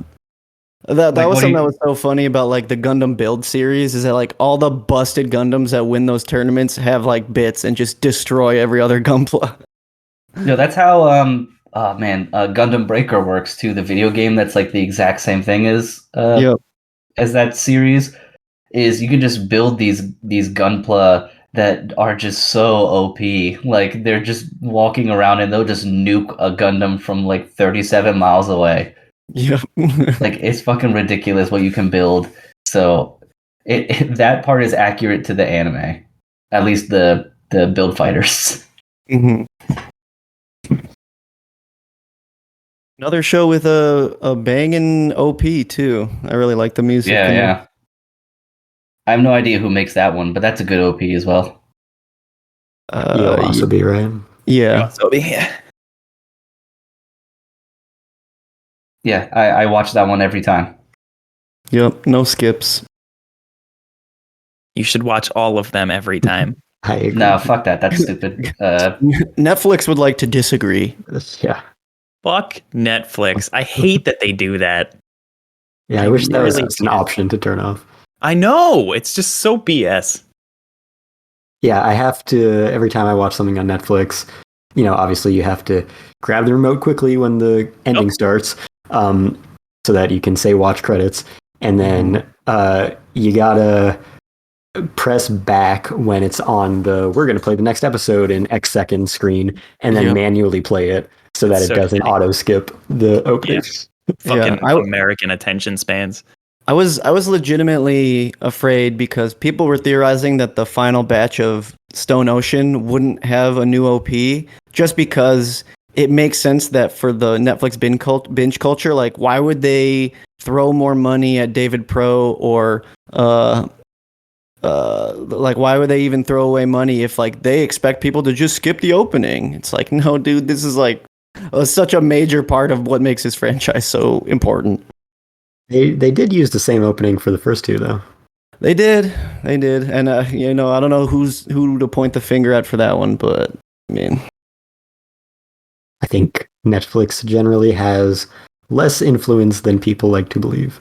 Yeah, I think they throw money at a thing and then they broadcast it. They don't really tell them what they can or can't do. They throw enough money at it so they can put a Netflix original. Yes. Yeah. Sometimes after the fact. Yeah. The fucking Tatami Time Machine Blues, the nerve of them to put Hulu original on that after so many months of it not being available because Disney didn't know what to do with it in the US. And then they're like, sure, we'll shit it out on this platform. Yeah, we made it. It's ours. It's an original. That's disgusting. Yep. You made this? I made this. It's literally that meme. The power of money. Yep. All right. If everyone's cool, we can move on to the next show. Is there anyone that anybody wanted to talk about? Because if not, I'm just gonna bust through the ones that we all have in common for the most part. I guess I just briefly wanted to touch on one because I was sad that we didn't talk about it all the first time we talked about fall shows, but it's now at the top of my rankings. But Mob Psycho season 3 is really, really good. I basically just wanted to say that it's, I don't know, it's maybe one of my favorite like Bones productions at this point. They've given so much care to this series, like even more so than some of their other high profile shows. And I mean, it's in the same season as another high profile Bones show, My Hero, and I think it's just like blowing it away in terms of production value. And yeah, I don't know, this just like the story of Mob Psycho has been such a cool progression for the character of Mob in general, that he's become one of my favorite protagonists in the last couple of years. And just like watching his growth throughout the show has been really satisfying. And I'm sad that it's, but like I guess happy at the same time that it's actually coming to an end. So, but it's going on in style. Yeah, we have not gotten a Nakamura cut in My Hero this season, have we? No. Because I feel like Bones has kept him exclusively on that series for the past like half decade, and now we got a huge cut from him in Mob Psycho and none in My Hero. Very interesting. Yeah, one of the craziest cuts too, and it was like a long one too. Yeah, it's very crazy. Long. It's great. Yeah, no, I mean it looks amazing. The president of Bones at Crunchyroll Expo was talking about how like no matter what, even when they know that no one will notice it, it'll make things so much easier, they will not use any CG in that show, which is super cool. And yeah, it looks amazing. Mob's character growth is definitely like the highlight, and that was definitely the case in the second season already. So to see that come to this, kind of final concluding arc here, it's really satisfying to see. The end of the short little club president arc was really weird. I was not expecting any of that at all. Oh my god, like the alien abduction thingy. Yeah. That whole ending sequence was also solo animated by the episode director, which is insane to me. Yep. That doesn't make any sense. Should not be possible. He animated that shit. It looked like on the ones. Like that shit looked crazy. So fluid. Yeah. That gave me hella Space Dandy vibes. Like that specific segment was very much in the line with that. But the whole Dimple Broccoli arc, especially the final episode of that, even beyond the animation, was just so incredible emotionally. And yeah, now we're finally getting to like the end, the last arc, and it's all about Mob and his character and his growth, which has been the highlight for the past season or two. So yeah, definitely good stuff.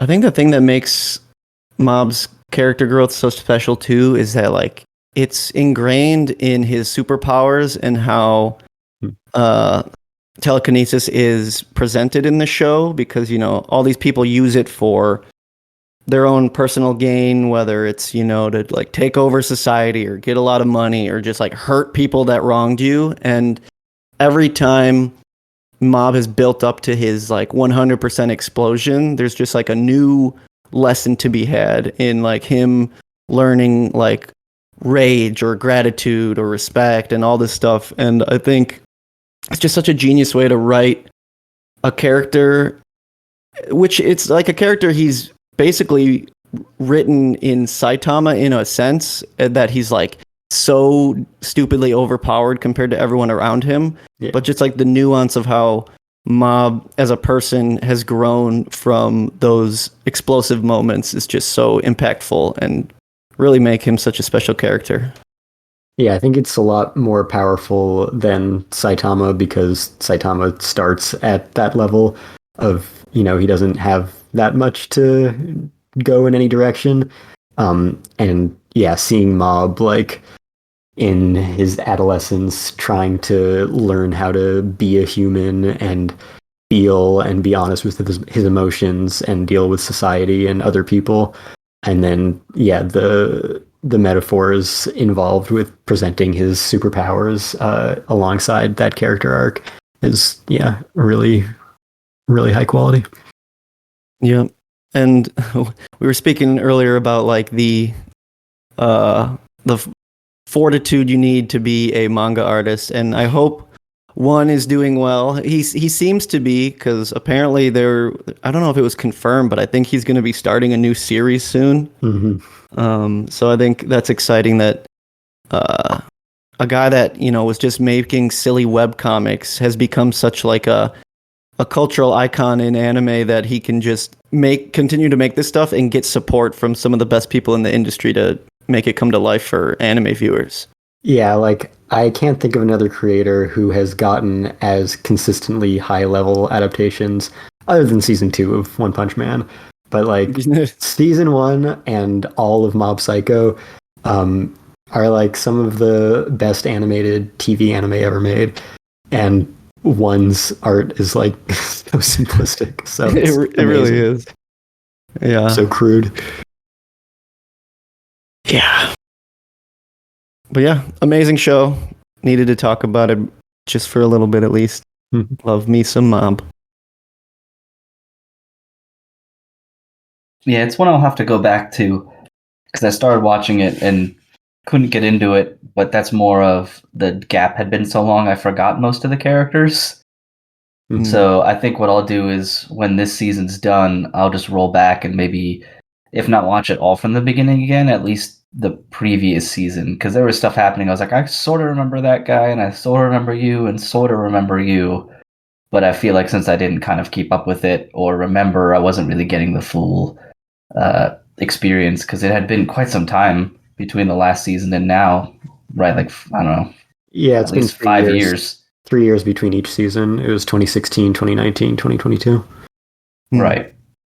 So, yeah, that's a long time, at least for me. So I'll just have to go back and rewatch them, because I have always really liked the show. It's just right now, I was like, I don't have the time to do that, but I'll definitely go back and check it out then.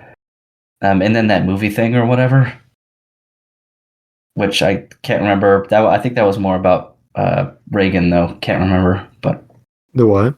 It wasn't there like an OVA or something. Oh, so there's the one that's about Reagan. It's just a clip show. Okay. There's one that comes after season 2 that's like non-essential, but it's new content. Okay. Well, then maybe I'll put that one on a little bit on the back burner.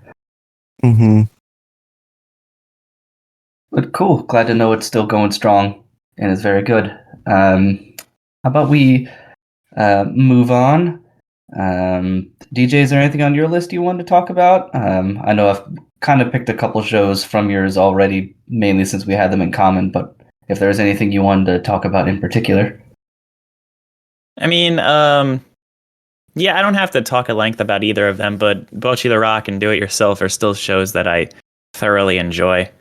I have pushed Bocchi up my rankings as I watched more of the show.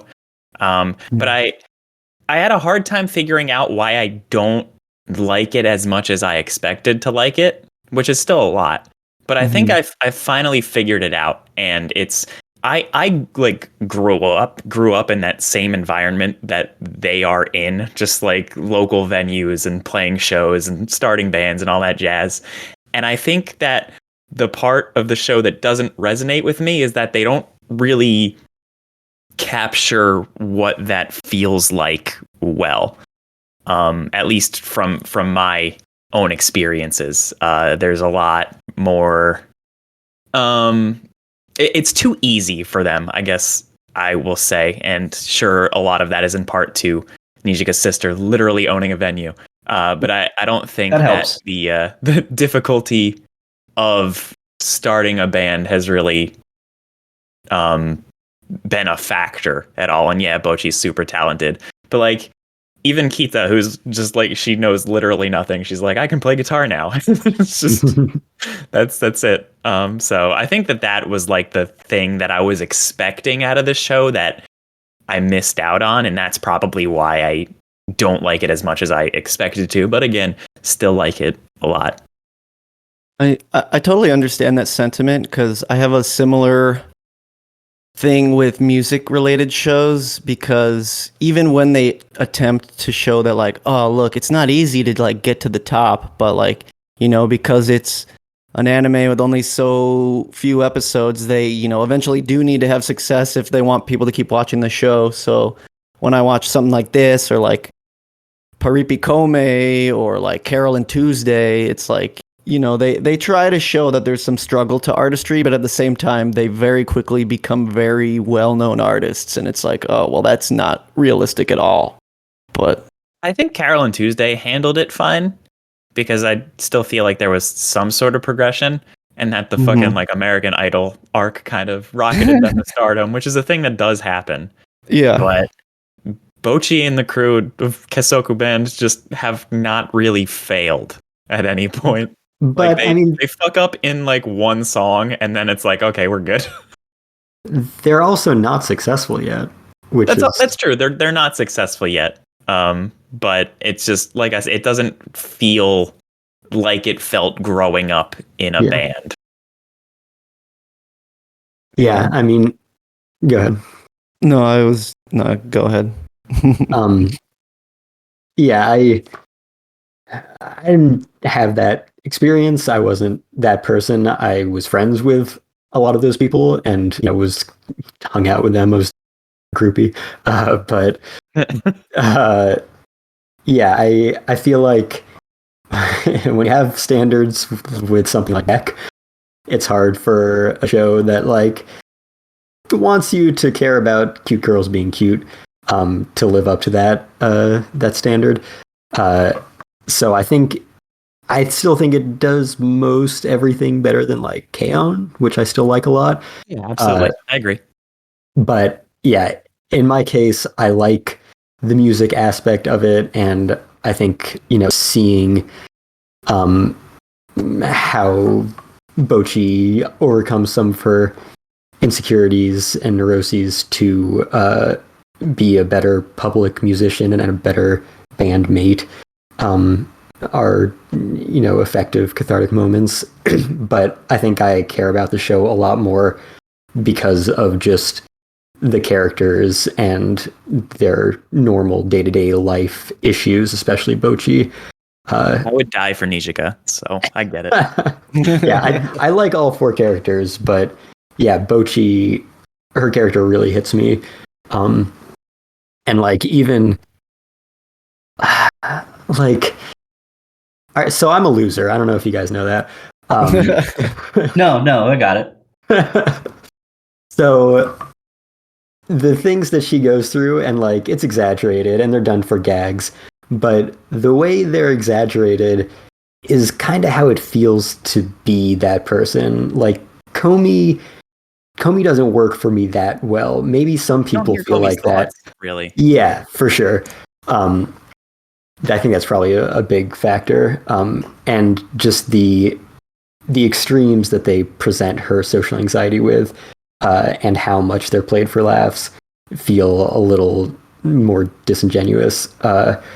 But in my experience, Bochi feels just so real. That's good. Like the things they exaggerate, like reaction to extreme extroverts, she just like explodes as like, yeah, that's what it feels like. And like that episode, just the last episode, like it wasn't the best episode. I think the episode before was a lot better. But it was just a simple little slice of life story, and just Bochi spending all of summer break waiting for her friends to invite her out. Like, I have lived that, and it just hits me so hard. And then the satisfaction when it finally happens, and just the joy she feels with actually spending time with people who care about her and forming that connection that she never had for her entire life, and just having it, be simple, but everything that she could have ever asked for. Like every little bit of that speaks to me and resonates with me in my experience so much. And yeah, I think the way that he's growing, and even just the way that, you know, that kind of, like, I say I'm an introvert, like the textbook introvert, but it's very clear from her very first appearance in episode 1 that that doesn't mean that you don't want to have all of these social interactions. It's just very difficult for you to deal with those experiences and environments, and it's overwhelming, and it's hard to, react naturally in the moment and read the room and be able to be like a social butterfly and figure out how to respond to the different characteristics of all the people that you're just meeting. And yeah, all of those things, it just really feels real. Yeah, I get that. And that's well said.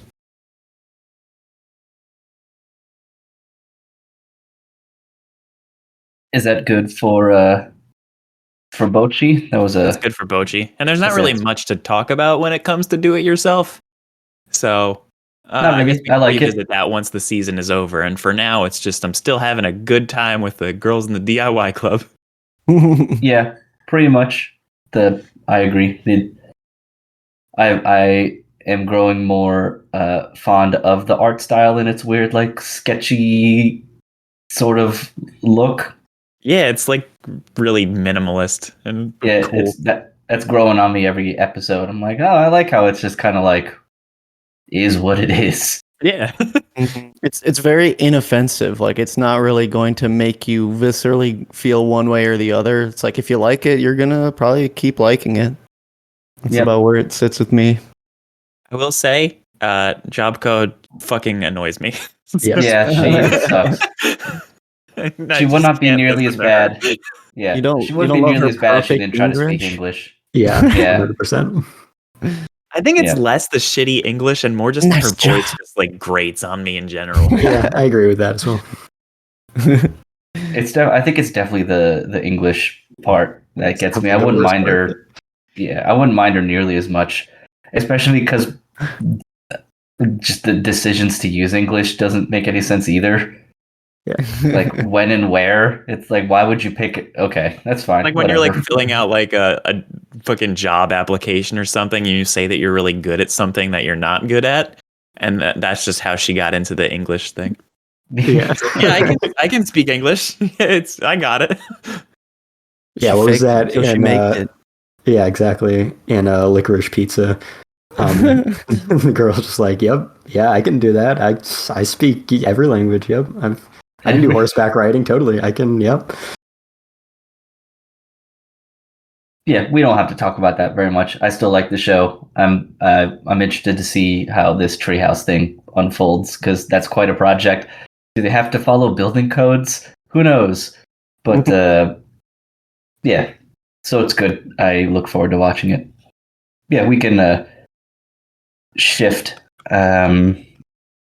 Is there anything, Kestrel, you want to talk about from your list? We've kind of gone through most except for yours. I know you've been watching a lot of these anyway, so.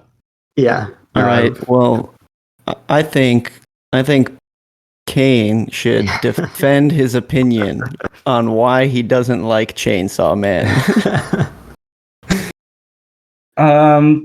As I told you before the episode started, I'd spent a couple days trying to figure it out, like really kind of pinpoint why for this conversation. And I think for the most part, it's just I'm not in the mood for it. That's like it. I wish I had something more profound to tell you, but I just don't look forward to watching it.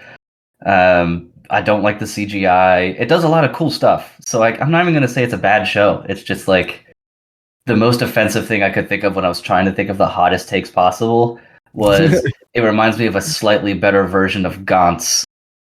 Oof. In that it has like a nihilistic streak where it's like I'm not allowed to be happy for anybody or happy at any time because most of the show talks about is just how everyone dies all of the time.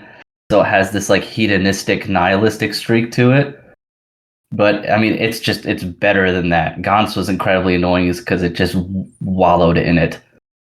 And that was the whole. That wasn't like a high bar to pass by saying No. comparing it to Gantz. Like I said, that was the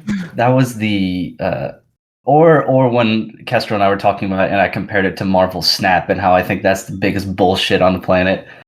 Well, yeah. If that's how it goes. Right. That was Which the I think premise is there. another problem. That's another problem where with the decision that it made, I have such like for the big twist, I'm having a hard time coming to grips with it because I'm like, all right, so obviously spoiler tag, but you have to talk about it if you're going to talk about the show at this point. Either almost every single character is dead, or they're going to bring them back in a bullshit way that they don't even mention until this happened. So it's like an ass pool that they're actually not dead, or everybody's dead except for like one or two people at most. But the show spent a decent amount of time trying to get you to connect with them and showing their backgrounds and stuff, and I'm never a fan of that, really, outside of some very special circumstances. Like Kamina is a good example of an exception to the rule, but for the most part, I'm like, if you're going to kill these characters, do it early. Don't expect me to watch 7 episodes and change of trying to get to know them and understand them and create a connection than just to kill them off unceremoniously. At least some of them unceremoniously. Some got a decent send-off. Others were just like shot in the head. I will say that's fair, but I will also say that despite it, not them, being built upon, and like you said, why couldn't you just kill them earlier? Technically, this is like when Chainsaw Man really even starts picking up. So this is almost like. I don't know. I wouldn't even call the last episode like a major twist. It's more like this is when the show really starts showing its true colors. So I don't think you should take the events of the last episode or two as like this is like the major shift for the show. More like this is the show finally becoming Chainsaw Man. And I think that's also part and parcel to the problem. Is what is it going to be then? Because if I'm not looking forward to what happened and what it's going to be, will I even like what it turns into? Okay. Like, I guess where is it going to go that I would enjoy it? Or is it...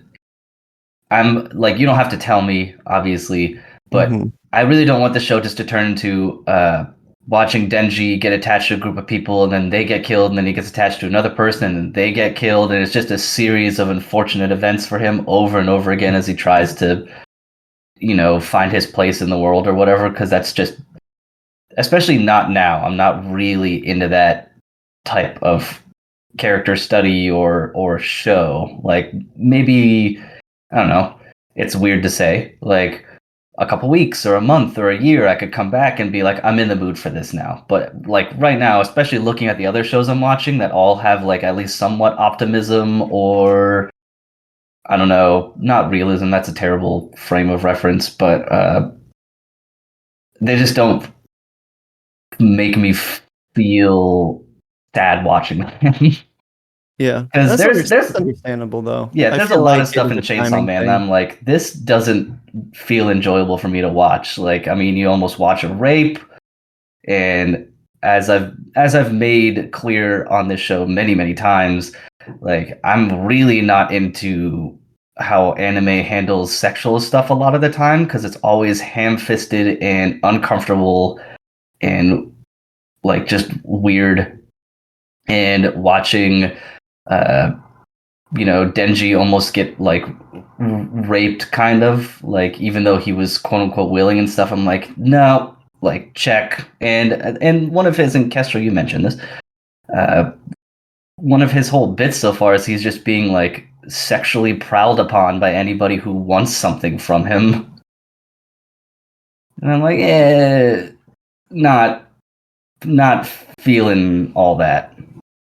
So yeah, I think this is just a show for me for another time. That's fair. I think there's, especially a show with like this kind of tone, it's not something that you can, like earlier when we were talking about like Giovanni's Island or Grave of the Fireflies, it's like not something you just throw on because you want to throw it on. Like you need to find yourself in the right headspace to even enjoy it. 100%. And yeah, I feel like I mean, you might not even like it in a year or two, so like it could totally just be not your thing, which is Yeah, and it does do a lot of cool stuff. I don't want to just shit on it. Like, yeah. I like I like the powers, like Cain and all that stuff. I think is really cool, and the idea that these, and I don't think it's like a super original idea, but the way they made it that the demons are basically just empowered by people's fear of whatever it could be. So people's fear bring the demon to life and make it stronger, which I think is called like a topa, from like the supernatural type of universe. It's like a monster that relies on you believing in it to be real. So like the gun demon, of course, is going to be strong because guns are a very scary thing. And the more people are scared of guns, the stronger it gets. So I think that's a really cool idea.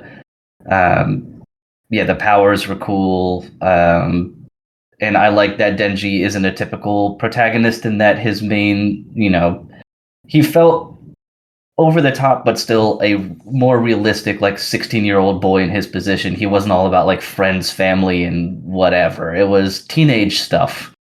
Like hormone stuff. So I thought that was interesting as well. So it does do a lot of like stuff that I'm into. There's just I don't think I'm in the headspace to watch it. Is really where it is at the end of the day. For sure.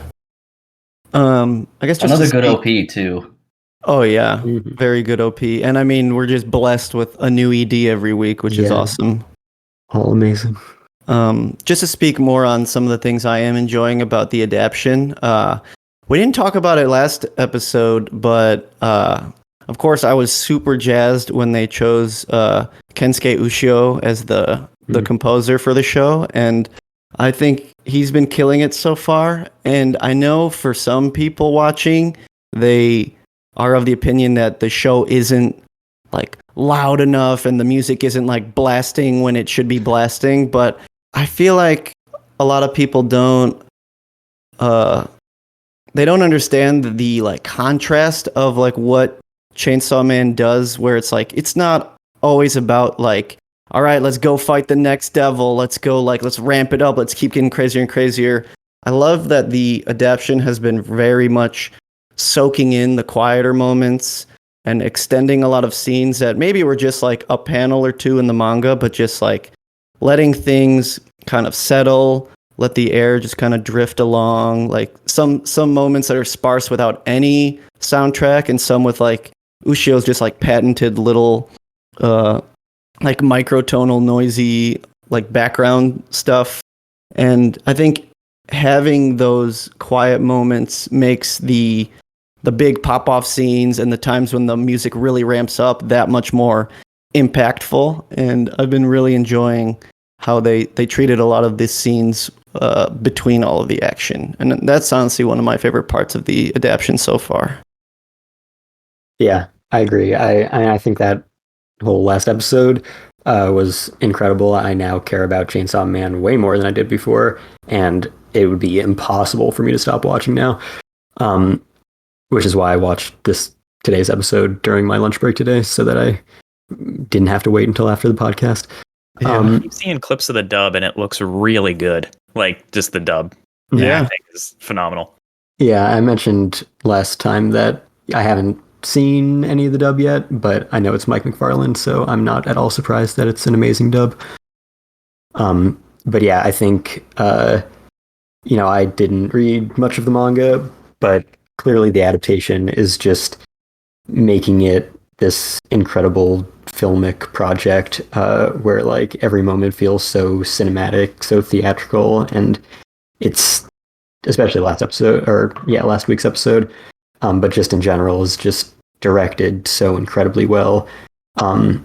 And yeah, I agree about the quiet moments.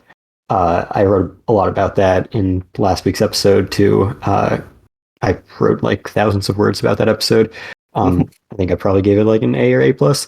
And yeah, I agree that Ushio has always been one of my favorite composers, and I think he's known for like his Yuasa stuff, which is a little zanier and like, really high tempo, high energy, like Ping Pong. I love that soundtrack. But like his work on A Silent Voice and other Yamada projects, I like even more. And it's just like so tranquil and nuanced. And yeah, those moments that he gets to use that, I definitely agree, are that much more powerful. And the direction on those like little flashbacks are just, it's just so incredible.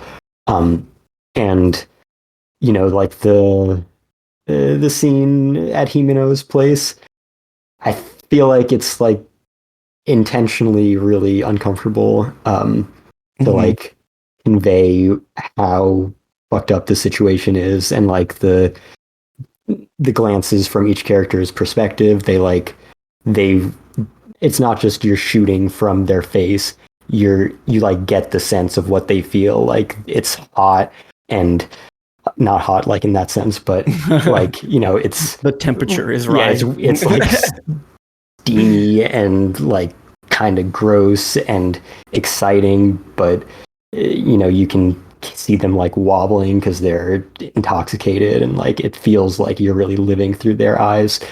And then you get shots like from the side that are like clearly made to mirror, we put a camera here, and it doesn't feel like typical anime staging. And then when you get your huge moments where he gets to pull out more of like the high tempo stuff, and the direction just goes off the walls, and the animation is everywhere, and it's just crazy. That contrast is really effective, and I think everything about that episode really worked for me. The sound design, the intensity of the gunshots, just in sharp contrast to the tranquility of the moment of peace that they finally achieve, and the nice little like melodic piano piece played in that little montage as they all pull out the guns. It was incredible. Oh yeah, and just the sound design of just like them going into the tunnel in the train, and just like you quietly hear the assassins like take their guns out, and they all duck like silently. I think that's a really cool part about Chainsaw Man as well, is that the premise sets it up to be like this big, crazy like devil on devil, and we're only going to get stronger devils from here. But at the end of the day, most of the characters are still humans, and at the end of the day, a gun will kill a human, and especially in Japan, where guns are not easy to get. Like the impact and instantaneousness of someone getting shot is so wildly unexpected compared to like a demon attack. So right, exactly. I think it's a really cool contrast to like what you would normally expect, like him to just immediately whip out his katana mode form. He's like, no, I'm just gonna like take care of half of the squad right now. If anime has taught me anything, it's that Japan has like 100 times more demons than guns. Yeah. And then speaking on the Himeno scene at the beginning, they had no reason to reanimate that scene, but I think it's amazing how at the end of the previous episode, we get Denji's POV, which was, I think, basically 1-for-1 for like the manga perspective of Himeno on top of him.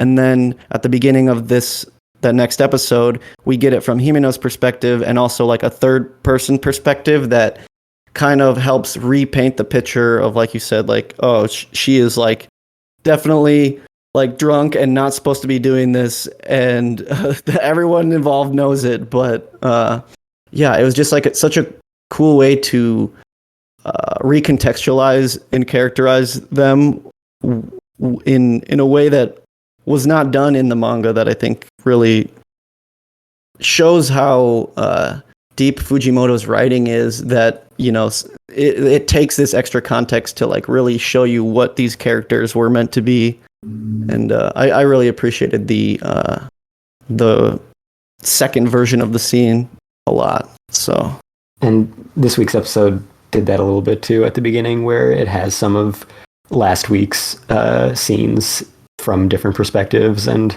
expanded a little bit more. So just the lengths that they go to just create the richness and fullness of this world are far beyond what is normally expected from a TV anime for a Shonen Jump. manga. Oh yeah, because there were some people that complained about last week's episode. They're like, why did they reanimate the cone scene where he like bites through the restaurant? Because in the PV there was a shot, but then like they did a whole new segment for it, and I was like, why would you complain that there's more? Like it's just like they just want to do more because they have such a passion for creating like such a special series. Yeah, and the whole thing about guns too. I talked about that a lot in my review about how much more impactful it is because it's Japan. And yeah, like just his statement about like, what, a gun? That should be impossible for anyone who's not the police or a devil hunter. Like just that idea contrasted with American sensibilities and expectations of just like, yeah, anyone can just get a gun at any time and that's normal. Like a shooting is just a normal thing. It's not like this huge event like it is in Japan. Yeah. And I'm looking forward to seeing what it does with commentary on gun culture, because obviously they made a very deliberate decision, or he made a very deliberate decision that, yeah, of course that happened in America. Mm-hmm. Yeah. Yeah. I still need to watch this week's episode or today's episode, so I'm definitely gonna watch that right after we end here.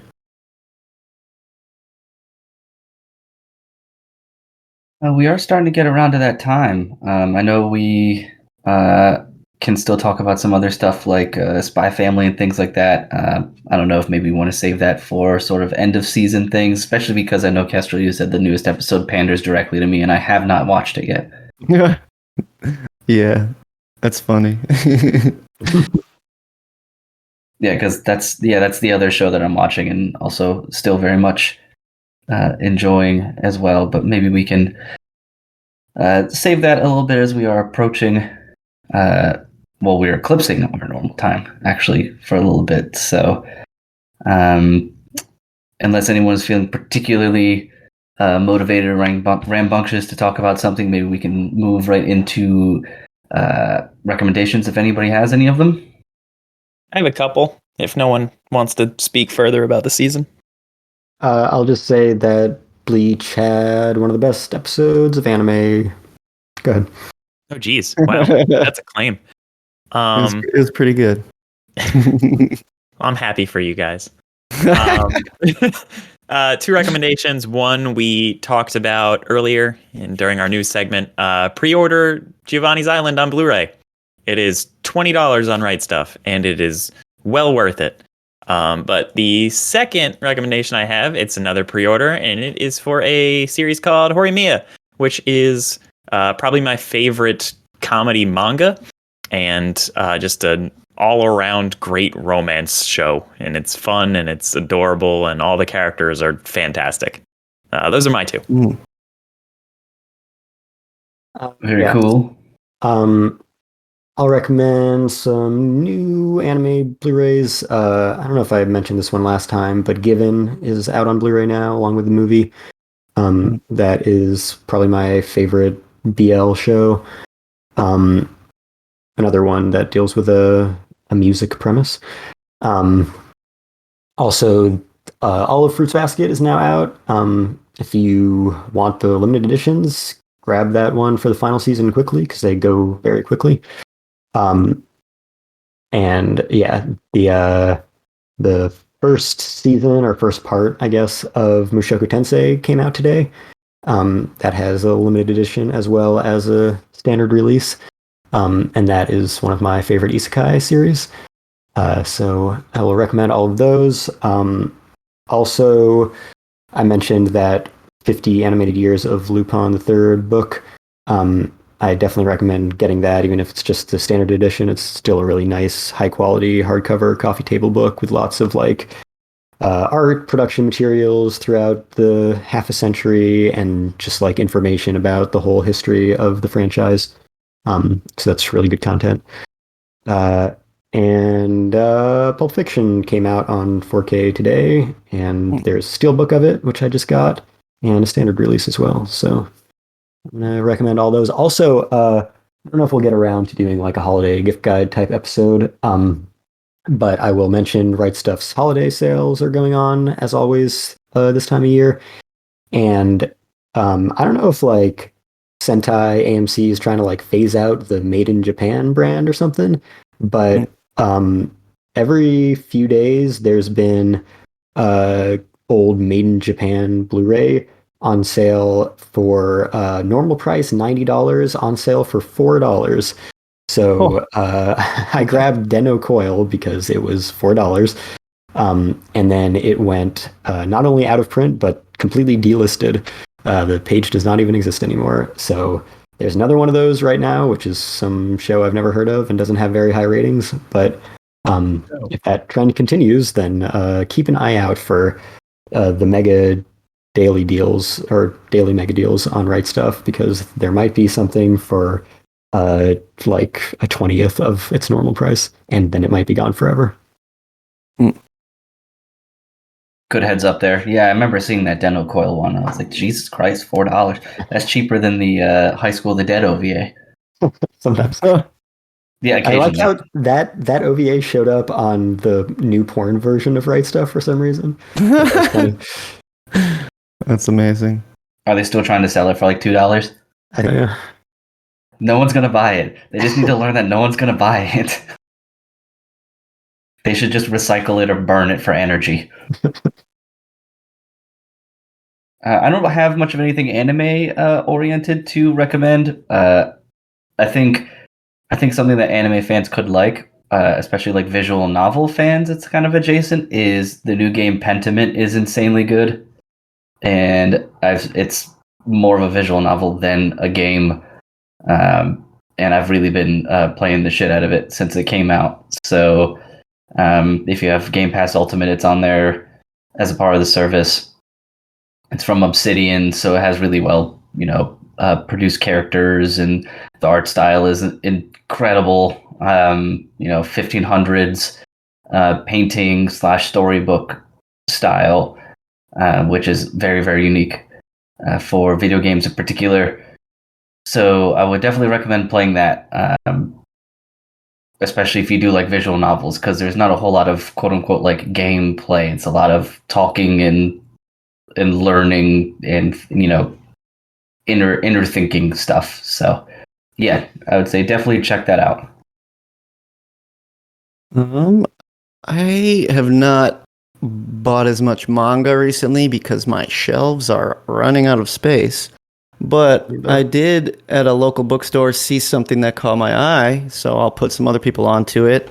The manga series "A Girl from the Other Side" just recently started getting these new 3-in-1 omnibus physical editions, which are really beautiful. And if you're a fan of the series, there is, I think, an anime coming within the next year or so. I think WIT was making it. I haven't really seen anything in a while, but we already have it. Is it? Is that out? Uh-huh. Oh, Yeah, it's the movie that was broken into 3 separate episodes, I think. oh, Yeah. Because I watched it and it's fine. all right. I'll have to check it out. But I will say these new hardcover omnibus editions are really nice because the manga is very like the use of shadowing and like black and white contrast is like very big to like the theming of the story. And in the original like small edition paperbacks, the paper quality isn't great, so like a lot of the images don't come through very well. But the high quality paper of these new editions really lend themselves to showing that contrast, and I think it's a much better version of the story to have in physical collections. So if you're at all interested in the series, I definitely recommend picking up the new 3-in-1 volumes. Yeah, it's one I definitely want to read the manga, because I think the OVA / 3-episode series thing they did doesn't flesh it out nearly enough for it to like really make sense. Yeah, it's pretty cryptic already. So yeah, and then the approximately 70 minutes or so they give it doesn't really do it justice. So it is a good primer if you just like the art style, because I mean I watched it and I didn't particularly enjoy it, but it inspired me to want to read it. Yeah. So, mission accomplished there, I guess. Yeah. I'll have to check out the movie. Yeah, as someone who read it, if you had read, it's probably a little bit more easily appreciated. True. Oh, also the Eurocamp movie is on Crunchyroll. Oh yeah, shit! I gotta do that too. All right, well, if that's everything for the recommendations, I think it's about time we sign off. Kestrel, where can we find you, and where can we find the podcast? You can find me on Twitter, which still exists apparently, at Full Metal For now. Chuma. Yeah. Find us everywhere you find podcasts. Subscribe, rate, review. Fandom Post Radio on Apple Podcasts, Google Podcasts, Spotify, Stitcher, SoundCloud, iHeartRadio, Alexa, Amazon Music, Facebook, something. We're on Facebook and Twitter for social media at Fandom Post Radio. You can follow us there and get in contact with us or whatever. You can also just email us, fandompostradio@gmail.com. You can DJ, find how about me- yourself? Oh, beat me to Yeah, it. I'll go. Yeah. You can find me on Twitter at DJNoStyle. You can find my video game at lessonsandlovegame.com. And I have once again broken my personal records and put out the longest update I've ever made. And I also just finally reclaimed the $10,000 mark on Subscribestar after the Patreon debacle 1 year ago, which is Yay. rad. Yeah, it took a whole year to get back to where I was, but I'm back. So let's Nice. go. DJ's Get that- keyboard goes brrr. Yeah. Get that bag. Nice. Nice, Bran. How about you? You can find me at Hellshake Brando on most socials, as well as YouTube and Twitch. I've got some physical reviews coming out for Fandom Post. There should be a review for Thus Spoke Kishibe Rohan coming in the near future, so look forward to that. And I put out a song on Spotify recently. It's an old song I made in 2020, but it's anime relevant. It's called Hero's Journey. It's a song I made inspired by Guts theme, and it's a memorial to Kentaro Miura. So please give it a listen. Very cool. And as always, you can find me here and here only. So once again, thank you everybody for listening. Shit, they can see me. Yeah, that's been the thing the whole time. All webcams have been active every episode. But thanks everyone for listening. Appreciate all the support, all the roasts, whatever. It doesn't matter. We can handle it. So thank you once again, and hope you enjoy the episode. And we will talk to you soon. See ya. Peace out. Bye bye.